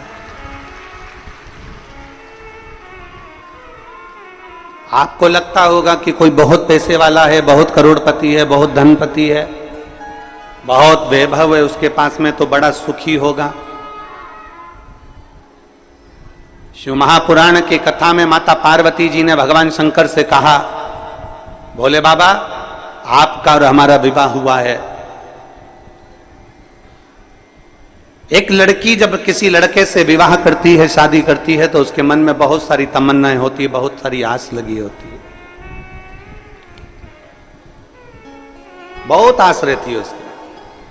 एक लड़की जब किसी लड़के से विवाह करती है तो उसके मन में यह आस होती है कि बड़ा घर मिलेगा, परिवार मिलेगा, पति अच्छा मिलेगा, सास ससुर अच्छे मिलेंगे, रिश्तेदार नातेदार अच्छे मिलेंगे, मैं जिस घर में ब्याह कर जाऊंगी मां भोजन की कोई कमी नहीं होगी, मेरे रहने के लिए अच्छा कमरा, अच्छा भवन, सब कुछ मिलेगा, बड़ा बंगला, बड़ा महल मिलेगा। पर भोले बाबा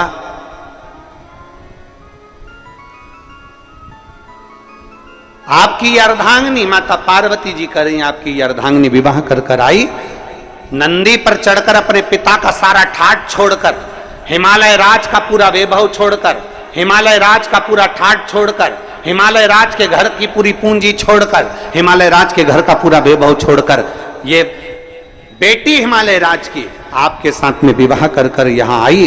पर आपके यहां तो कोई ठाट है ही नहीं, आपके यहां तो कोई सुविधा है ही नहीं, आपके यहां तो यही शमशान पड़ा हुआ है, खुली जमीन पड़ी हुई है, बस जहां कैलाश पड़ा हुआ है, पूरे कैलाश में जहां चाहो वहां रह लो, किसी कंदरा में प्रवेश कर जाओ, किसी गुफा में जाकर भोजन कर लो, कंदमूल फल मिल जाए तो पा लीजिए और आराम से अपना आनंद पाइए। पूछा मेरे भोलेनाथ ने, पार्वती क्या चाहती हो, तुम चाहती क्या? पार्वती जी ने कहा, प्रभु कोई सुविधा तो होना चाहिए ना।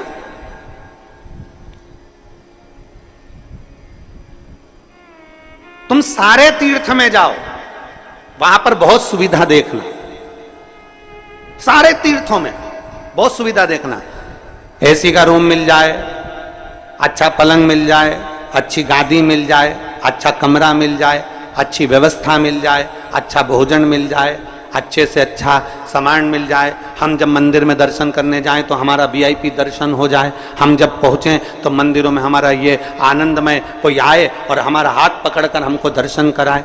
सब मंदिरों में तुम्हारे लिए वीआईपी व्यवस्था हो सकती है, सारे तीर्थों में तुम्हारे लिए वीआईपी व्यवस्था हो सकती है, सारी सुविधा तुम्हें वहां मिल सकती है।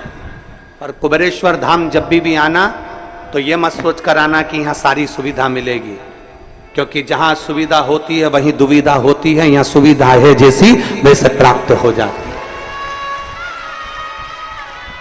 अधिक सुविधा में दुविधा होती है। यहां तो भोजन भी आपको बनाना है और खाना भी अरे बोलो तो जम के, आपको ही है। कद्दू भी आपको ही काटना है और बनाना भी आपको ही है, रोटी भी आपको सेकना है और खाना भी आपको ही है, खिचड़ी भी आपको बनाना है, चावल बीनना भी आपको ही है, सब्जी काटना भी आपको ही है। और अंदर यही होता है, आप में से कई माताएं, कई भाई, कई बहन, कई बेटियां, कई बेटे आते हैं, सेवा करते हैं और कद्दू काट रहे हैं, सब्जी काट रहे हैं, कहीं रोटियां बना रहे हैं, कहीं कोई सेवा कर रहा है, कोई झाड़ू लगा रहा है, कोई मालूम पड़े नुक्ती तल रहा है, कोई मिक्सचर तल रहा है। हमारी भोजनशाला में एक भी हलवाई नहीं है, हमारी भोजनशाला में केवल आप आते हो, भोजन बनाते हो और चले जाते। जितने हो आप आते हो, भोजन बनाते हो, चले जाते। आप में से कोई बाहर से आता है, वो कह देता है कि हाँ, हम भोजन बनाना जानते हैं, उनको बिठा देते हैं कि तुम नुक्ती तल लो। आप में से कोई आके कहता है हाँ, हम तलना जानते, तो उसको मिक्सचर बनाने बिठा देते हैं।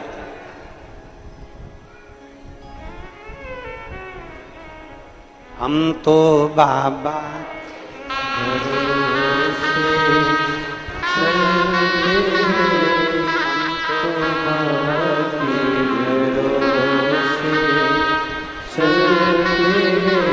अगर सुविधा चाहिए तो यहां सुविधा नहीं, क्योंकि सुविधा जिसके पास में बहुत होती है, बहुत वीआईपी कल्चर में जो रहता है, बाद में वही दुविधा में रहता है। क्योंकि मालूम पड़े दरवाजे पर 4 लोग आए और निकल कर तुम दूध तक लेने ना जाओ, किसी को पानी पिलाने ना जाओ, तो घुटने में धीरे धीरे जंग लग जाती है, कमर में जंग लग जाती है, चलते नहीं बनता, फिरते नहीं बनता, काम नहीं बनता। आप में से ये जितने जजमान परिवार बैठे हैं, इसमें एक मुंबई का पंचाल परिवार भी बैठा हुआ है, खड़े हो जरा।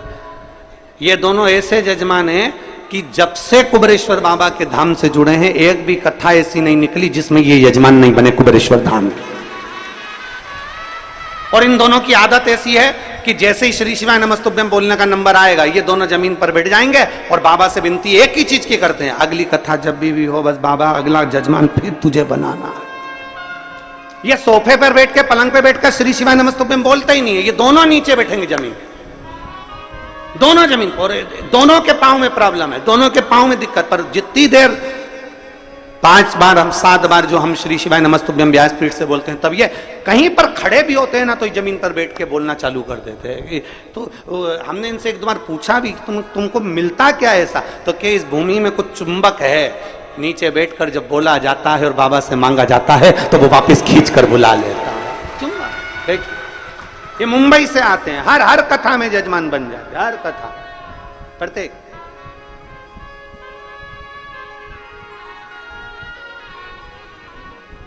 यहां सुविधा नहीं है। जिसको बहुत सारा राजसी ठाट चाहिए तो वो अपने घर से, अगर किसी को लगता हो कि हाँ हमको ये वीआईपी व्यवस्था चाहिए, तो अपने घर से एक बढ़िया गाड़ी तैयार करे, उसमें पूरी व्यवस्था लेकर पहुंचे। पर बाबा के यहाँ पर तो केवल एक चीज मिलती है, यहाँ कंकर और शंकर के सिवा कुछ नहीं मिलेगा। केवल कंकर शंकर, केवल कंकर शंकर। जमीन पर सोगे, अपनी पन्नी बिछाओ, अपनी दरी बिछाओ, अपना ओढ़ो, अपना सो, क्योंकि आपका अपना ये कथा का पंडाल नहीं होता, ये कथा का पंडाल नहीं है। जब आप बाबा के धाम पर कथा सुनने के लिए आते हो, तो हम तो ये मानते हैं कि जैसे कोई पूर्व के समय में तीर्थ करने जाते थे, अपनी दरी, अपना सामान, अपना बर्तन लेकर जाते थे और बैठकर तीर्थ करते थे, बस बाबा के धाम में वैसे आओ, अपना तीर्थ करो, अपना आनंद करो, बाबा से गुणगान गाओ और बाबा से प्रार्थना करो और चले जाओ। फिर वो धीरे धीरे धीरे धीरे धीरे धीरे तुमको कैसे बुलाएगा, कितने ठाठ से बुलाएगा, ये उसके ऊपर निर्भर। कितने ठाठ से बुलाएगा ये उसके, जैसे भी आदरणीय विधायक महोदय कह रहे थे, पहले हम आए ट्रेन से, ऑटो से, फिर बस से, फिर गाड़ी से, फिर बाबा ने कृपा कर बुलाया। ये शिव भक्ति है। वो कैसे बुलाएगा वो आपके ऊपर निर्भर करता। आप में से कई माताएं ऐसी बैठी है जो एक बार नहीं कई बार बाबा के धाम आ चुकी, हर 2-3 महीने में आ जाती, हर 1 महीने में पहुंच जाती, बाबा के धाम पर आकर अपनी सेवा करी, चाकरी करी, झाड़ू लगाया, पोछा लगाया, बर्तन भांडा साफ करा और बाबा से विनती करी, हम तो बाबा के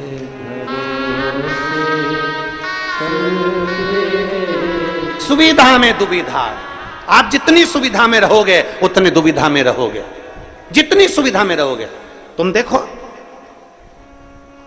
जितनी सुविधा में तुम रह रहे हो, एसी का रूम, डनलप का गद्दा, वीआईपी ट्रीटमेंट में रह रहे हो, उसके बाद में भी कमर में दर्द है, सारे डॉक्टरों का वीआईपी इलाज चल रहा है तो भी तकलीफ पे तकलीफ चल रही है। मतलब सुविधा में दुविधा है। और जिसको सुविधा में दुविधा लग रही है उसको स्मरण करना चाहिए कि आओ बाबा के धाम,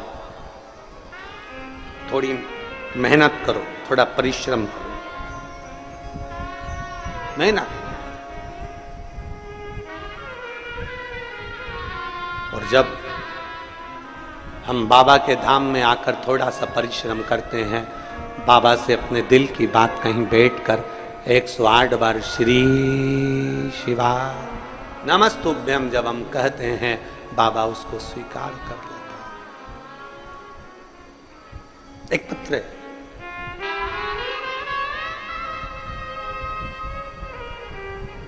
मैं देवेंद्र सिंह, गांव खेरखेड़ा, जिला झालावाड़, राजस्थान का निवासी हूं।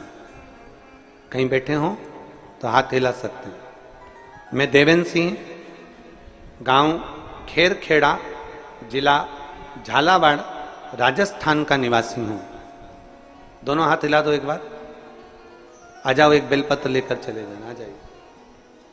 गुरुदेव, मैं 2 साल से इंडियन आर्मी की तैयारी कर रहा था, लेकिन पत्र को आप लोग एलईडी पर या अपने मोबाइल पर या आस्था चैनल पर पढ़ सकते हैं। तैयारी कर रहा था लेकिन किसी न किसी कारण से असफल हो जाता था।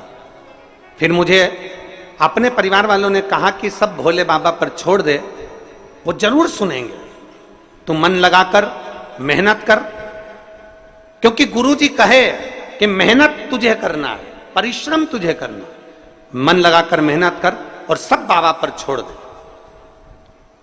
शिव जी पे जल चढ़ाना प्रारंभ कर दे।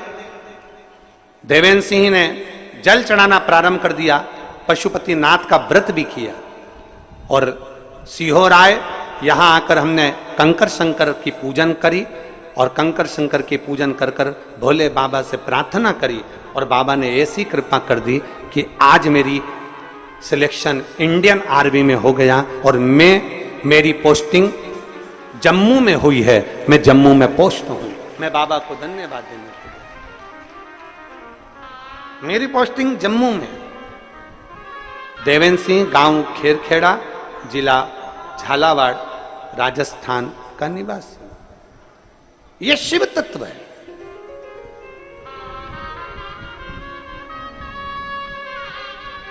बस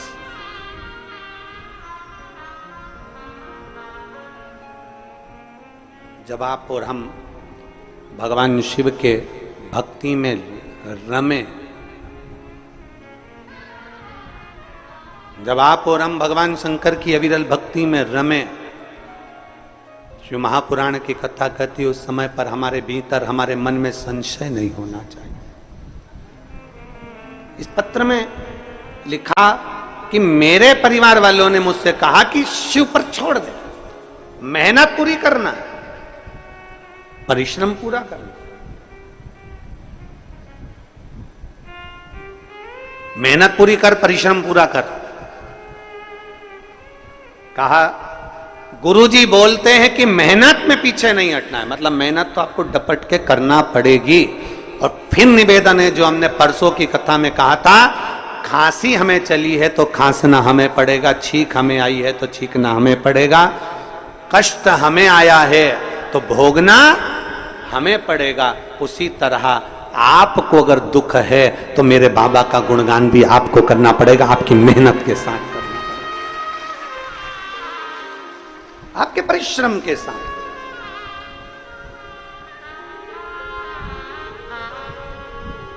वो कल परसों 2 दिन पहले बोला था, थोड़ी मेहनत हाथ की, बाकी कृपा भोले नाथ।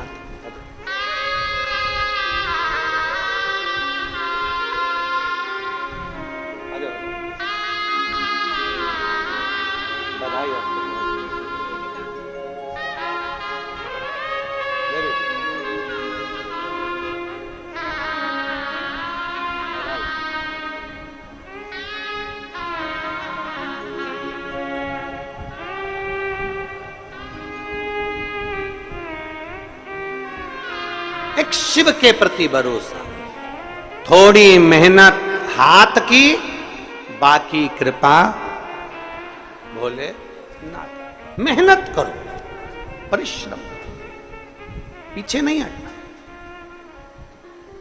कोई तुमसे कह दे कि तेरे बस का नहीं है, कोई तुमसे कह दे कि तू नहीं कर सकता, कोई कह दे तुमसे कि तेरी गवर्नमेंट जॉब नहीं लगेगी, कोई तुमसे कह दे कि तेरा इंटरव्यू में तू पास नहीं होगा, कोई तुमसे कह दे कि तू इस सब्जेक्ट में नहीं निकल सकता, कोई तुमसे कह दे कि तू सीए नहीं बन सकता, तब उसको एक बार शिव महापुराण की कथा सुनने का मौका देना और उससे कहना कि इतनी मेहनत कर, दुनिया की चुनौती को अपने दिल में रख और चुनौती को दिल में रखकर उसको उस मेहनत के बल पर आगे बढ़कर नौकरी लगाकर अपनी मेहनत कर। कैसे नहीं होगा जी, कैसे नहीं? हार किसकी होती है? जो मेहनत ही नहीं करता। हार किसकी है? जो मेहनत ही नहीं करता। दुकान खोल कर बैठ गया, उसके बाद मन ही नहीं लग रहा क्योंकि इसमें व्यापार अच्छा नहीं चलेगा, व्यापार अच्छा नहीं चल रहा, व्यापार अच्छा नहीं चल रहा, क्योंकि तेरी रुचि नहीं है ना, तो उसमें संघर्ष ही नहीं कर रहा, तो उसमें मेहनत ही नहीं कर रहा।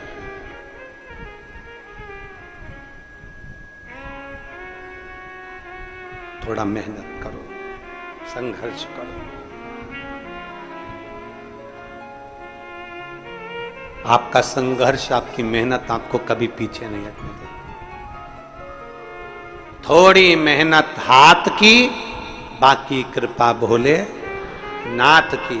बस वो मेहनत, वो संघर्ष आपका, वो मेहनत आपकी।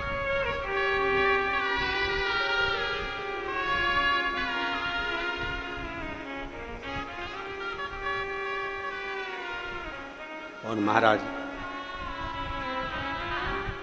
जब हम पूर्ण भरोसे के साथ में देवाधिदेव महादेव की भक्ति में रम जाते हैं, पूर्ण भरोसे के साथ, हम पूर्ण विश्वास के साथ में भगवान शंकर की अविरल भक्ति में जब हम रमते हैं, हमारे ऊपर शिव की दृष्टि पड़ती ही है, शंकर की दृष्टि पड़ेगी।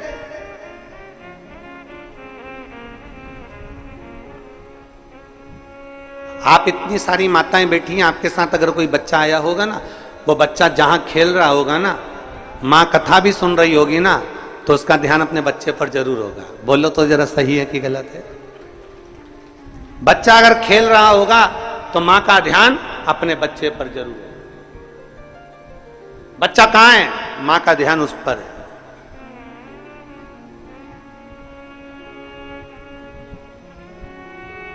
अपने बच्चे पर मां का ध्यान बना रहता है, अपने बच्चे पर पिता का ध्यान बना रहता है, उसी तरह एक लोटा जल चढ़ाने वाले पर मेरे शंकर का ध्यान बना रहता है, बना रहता है। आप शिव के मंदिर में एक लोटा जल चढ़ाने जा रहे हो, शंकर का ध्यान आप पर है, भगवान शंकर का ध्यान आप पर। आप शिव कथा सुन रहे हो, भगवान शंकर का ध्यान आप पर है। सबसे बड़ी भक्ति कौन सी है? मां शबरी अम्बा ने पूछ लिया राम जी से, नवदा भक्ति में सर्वश्रेष्ठ भक्ति कौन सी?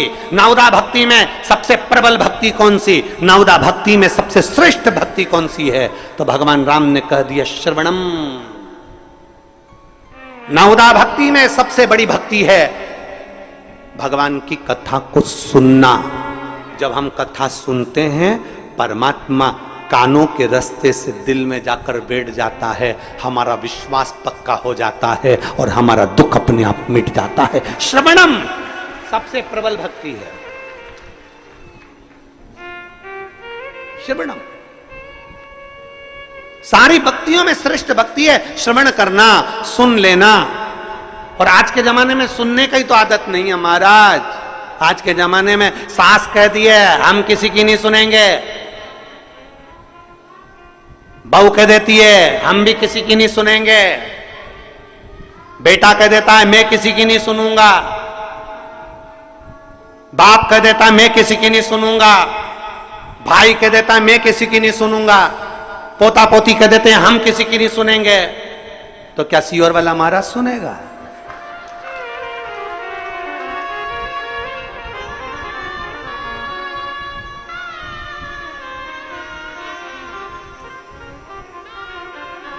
और सही बात है, सुनने की आदत तो डाल ली है, डालना चाहिए सुनने की आदत। हम किसी की नहीं सुनेंगे, हम किसी के बाप की नहीं सुनेंगे, बाप के हम नहीं सुनेंगे, छोरा के हम नहीं सुनेंगे, सास के हम नहीं सुनेंगे, माँ के हम नहीं सुनेंगे, कल की आई हम तेरी सुनेंगे। और सास के मैं किसी की नहीं सुनूं, बेटा के मैं नहीं सुनूं, पोता के मैं नहीं सुनूं, पोती के मैं नहीं सुनूं, कौन सुनेगा? आज के समय में कोई सुनना नहीं चाहता। तो यहाँ राम जी कह रहे हैं सबरी अम्बा को सर्वप्रथम भक्ति, सबसे श्रेष्ठ भक्ति, सारी भक्तियों में श्रेष्ठ भक्ति है श्रवणम, कथा को सुनना, बातों को सुनना, श्रवण करना और अपने अंदर उतारना। ये श्रेष्ठ भक्ति है जिसने कथा को सुनना प्रारंभ कर दिया, जिसने कथा में दिल लगाना प्रारंभ कर दिया, कथा को सुनते सुनते उसके अंदर विश्वास पक्का हो गया, तो उसके अंदर इतना विल पावर आ जाता है, इतना बल आ जाता है कि वो आखिरी में जीत ही जाता है, वो हारता नहीं। विश्वास।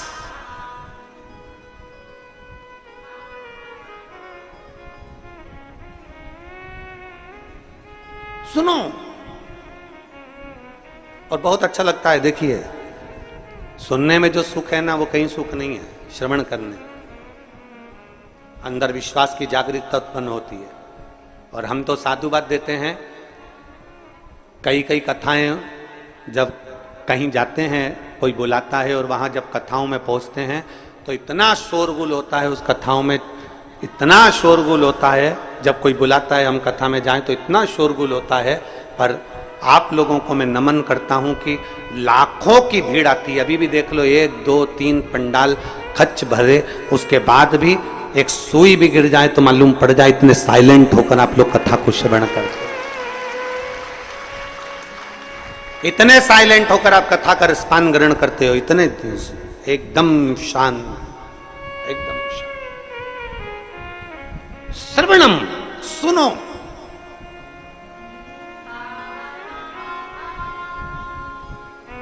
जितना सुन सकते हो सुनो। जब आप सावन के महीने में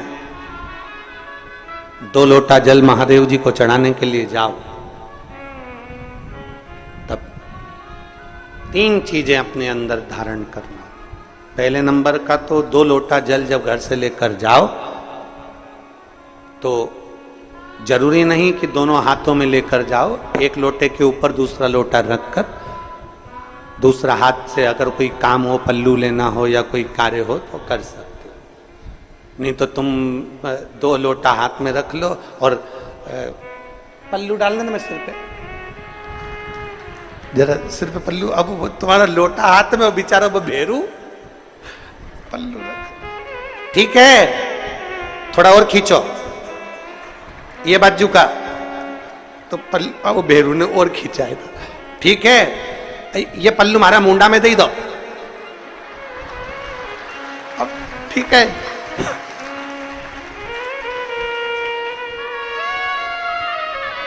और थोड़ी दूर चली और याद आ गया, ओ बाप, इतने में भेरू ने कहा क्या हो गया, क्या हुआ? वो हमारे फूल माला की पन्नी तो ही रह गई, जरा उठाओ, उठाओ जरा, ये ले, कमर में खोसी दो, कमर खोच, कमर में पन्नी। और कैलाश पर्वत पे जाके रहूंगी, भोले को अपना। अब पति भी के अच्छा शंकर हुआ और अच्छा जल हुआ। निवेदन है, अगर 2 लोटा हाथ में ना तो एक के ऊपर एक लोटा रखकर भगवान की भक्ति धारण करते हुए 3 चीजों में एक चीज जल 2 लोटा, दूसरा श्री शिवाय नमस्तुभ्यम का जाप पूरे सावन के महीने में से कम 5 दिन ऐसे निकालना कि बेलपत्री के पेड़ की छांव में बैठकर हम श्री शिवाय नमस्तुभ्यम की कम से कम 1 माला जरूर कर लें, जरूर। और मान लो अगर बेलपत्री का पेड़ नहीं मिले, तुम्हारे आसपास में नहीं मिले, तो फिर एक काम करना, शंकर जी के मंदिर की बेलपत्र मिली जाए, उसको सिर पे, हमारे यहाँ कहते हैं आंवले के वृक्ष का, जब आंवला नोमी आती है ना, तो आंवला नोमी आती है और आंवले के पेड़ के नीचे जाकर भोजन नहीं कर सकते, आंवले के वृक्ष के नीचे नहीं जा सकते, तो आंवले के वृक्ष की पत्ती को सिर पे रख के भोजन कर लो, तो कहते हैं कि हजारों अश्वमेध यज्ञ के पुण्य के बराबर, भंडारे के बराबर भोजन प्राप्त हो जाता है। आंवले के वृक्ष की पत्ती, तो वो बेलपत्र भी मस्तक पर बाबा को प्रणाम कर कर फिर वही बेलपत्र का आनंद करते हुए भाव से उस बेलपत्र को मात्र शीश से लगाई लिया ना, मस्तक पर चढ़ाई लिया ना, तो भी भगवान की अविरल भक्ति प्राप्त हो सकती, अविरल। और मान लो बेलपत्र भी ना मिले, तो बेलपत्री के वृक्ष की थोड़ी सी मिट्टी अपने मस्तिष्क पर लगाकर, मस्तक पर चढ़ाकर भी हम जाप कर सकते। बेलपत्र के वृक्ष की मट्टी का भी चंदन हम लगा सकते। चंदन हमने एक बार पहले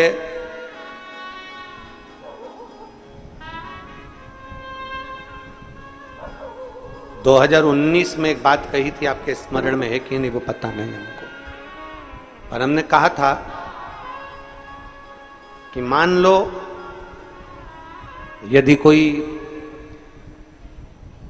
बहुत ज्यादा कार्य अटक रहा हो, बहुत ज्यादा कार्य अगर अड़ रहा हो, तो बेलपत्री के वृक्ष के नीचे की मिट्टी का भी अगर तिलक रोज लगाकर आप अपने कार्य के प्रति जाओगे, तो 15 या 20 दिन में या 1 महीने में वो कार्य पूर्ण होता ही है। बेलपत्री के वृक्ष की मिट्टी चंदन के बराबर,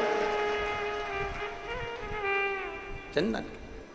3 कार्य में से एक कार्य बाबा को 2 लोटा जल, दूसरा कार्य बेलपत्री के वृक्ष के नीचे बैठकर भगवान शिव की मंत्र जाप करना, और तीसरा कार्य सावन के महीने में प्रयास करना कि एक वृक्ष बेलपत्री का जरूर लगाना, जो वृक्ष बढ़ सके और आने वाली पीढ़ी के लिए आनंद करे। बेलपत्र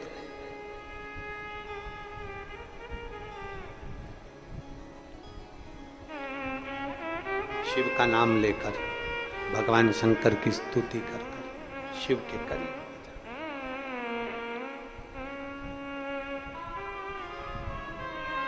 शिव को समर्पित कर,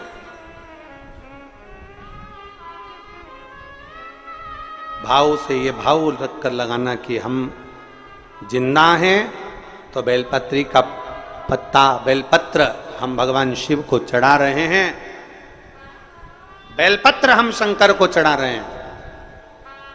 जब हम नहीं रहेंगे तब वो बेलपत्र का पौधा जब बड़ा हो जाएगा तो उस बेलपत्र को कोई शिव पर चढ़ाएगा। हमारे मरने के बाद भी हमारी बेलपत्र शंकर को चढ़ती रहेगी और हमारा कल्याण होता रहेगा। समर्पित कर,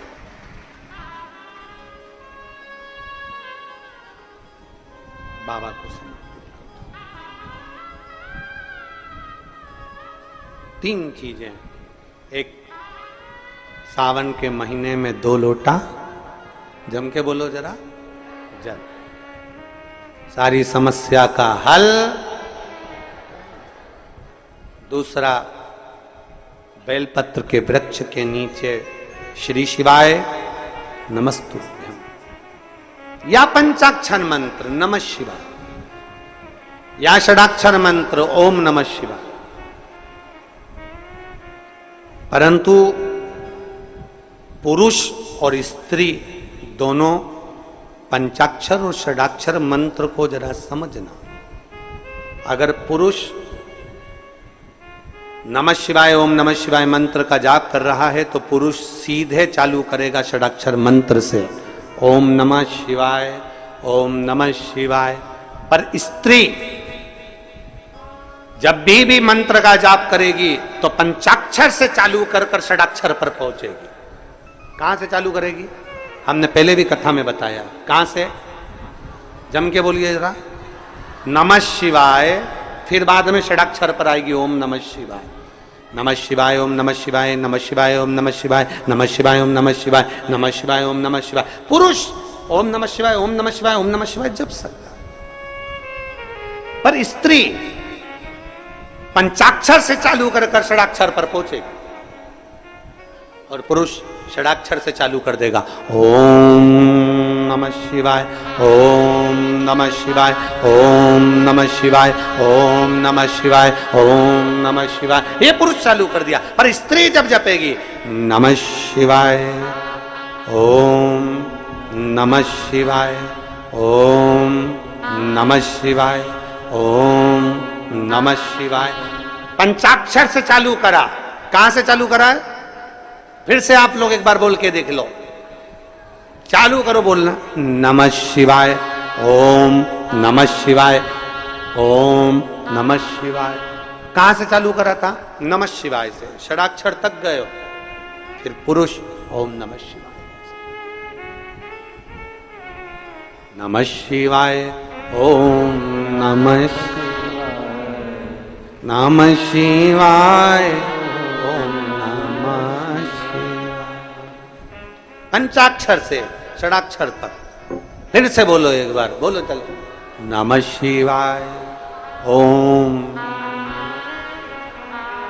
नमः शिवाय ओम नमः शिवाय ओम नमः शिवाय, नमः शिवाय ओम नमः शिवाय। पंचाक्षर से षडाक्षर की ओर।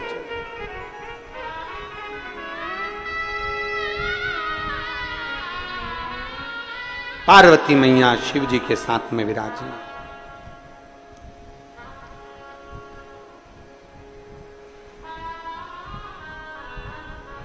बैठी थी। भगवान शंकर के तेज पुंज गंगा जी के जल में चला जाता और गंगा जी के जल से 6 पुत्र जन्म ले लेते हैं। 6 पुत्र जिनका नाम कृतिकाओं ने एक कर कर षडानंद कार्तिकेय रख दिया। कार्तिक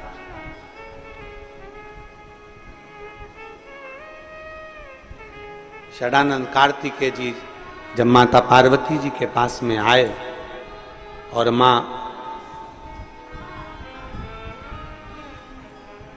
माता पार्वती जी के पास में आते हैं और माता पार्वती जी को प्रणाम करते हैं, बाबा भोलेनाथ जी को प्रणाम करते हैं, औगड़दानी को नमन करते हैं, प्रणाम करते हैं, दंडवत करते हैं, साष्टांग करते हैं। फिर तारकासुर का संहार करने के लिए जाते हैं। अपने घर से जब निकलो पहले 1 लोटा जल महादेव को समर्पित करो। घर में जो बुजुर्ग हैं, बड़े हैं, उनके चरण छुओ। माता पिता भाई भाभी जो घर में बड़े हैं उनके चरण छुओ। क्यों? क्योंकि शास्त्र कहता है जब घर से निकलते हैं 1 लोटा जल चढ़ाकर, चरण छूकर जब हम अपने काम के लिए जाते हैं तो हमारे साथ अपने माता पिता का तप बल भी हमारे साथ, महादेव की कृपा भी हमारे साथ जाती है।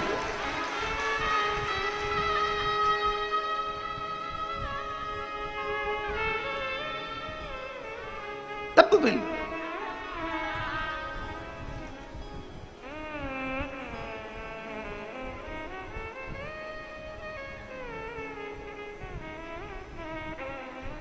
वो कहे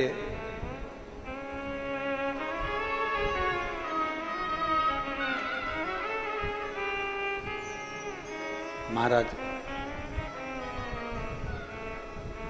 अपनी किस्मत का ताला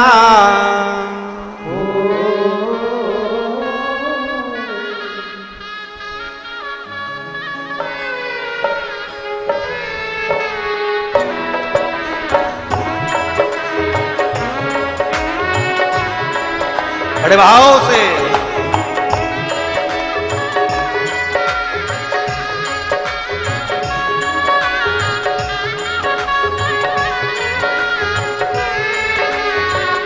जय हो।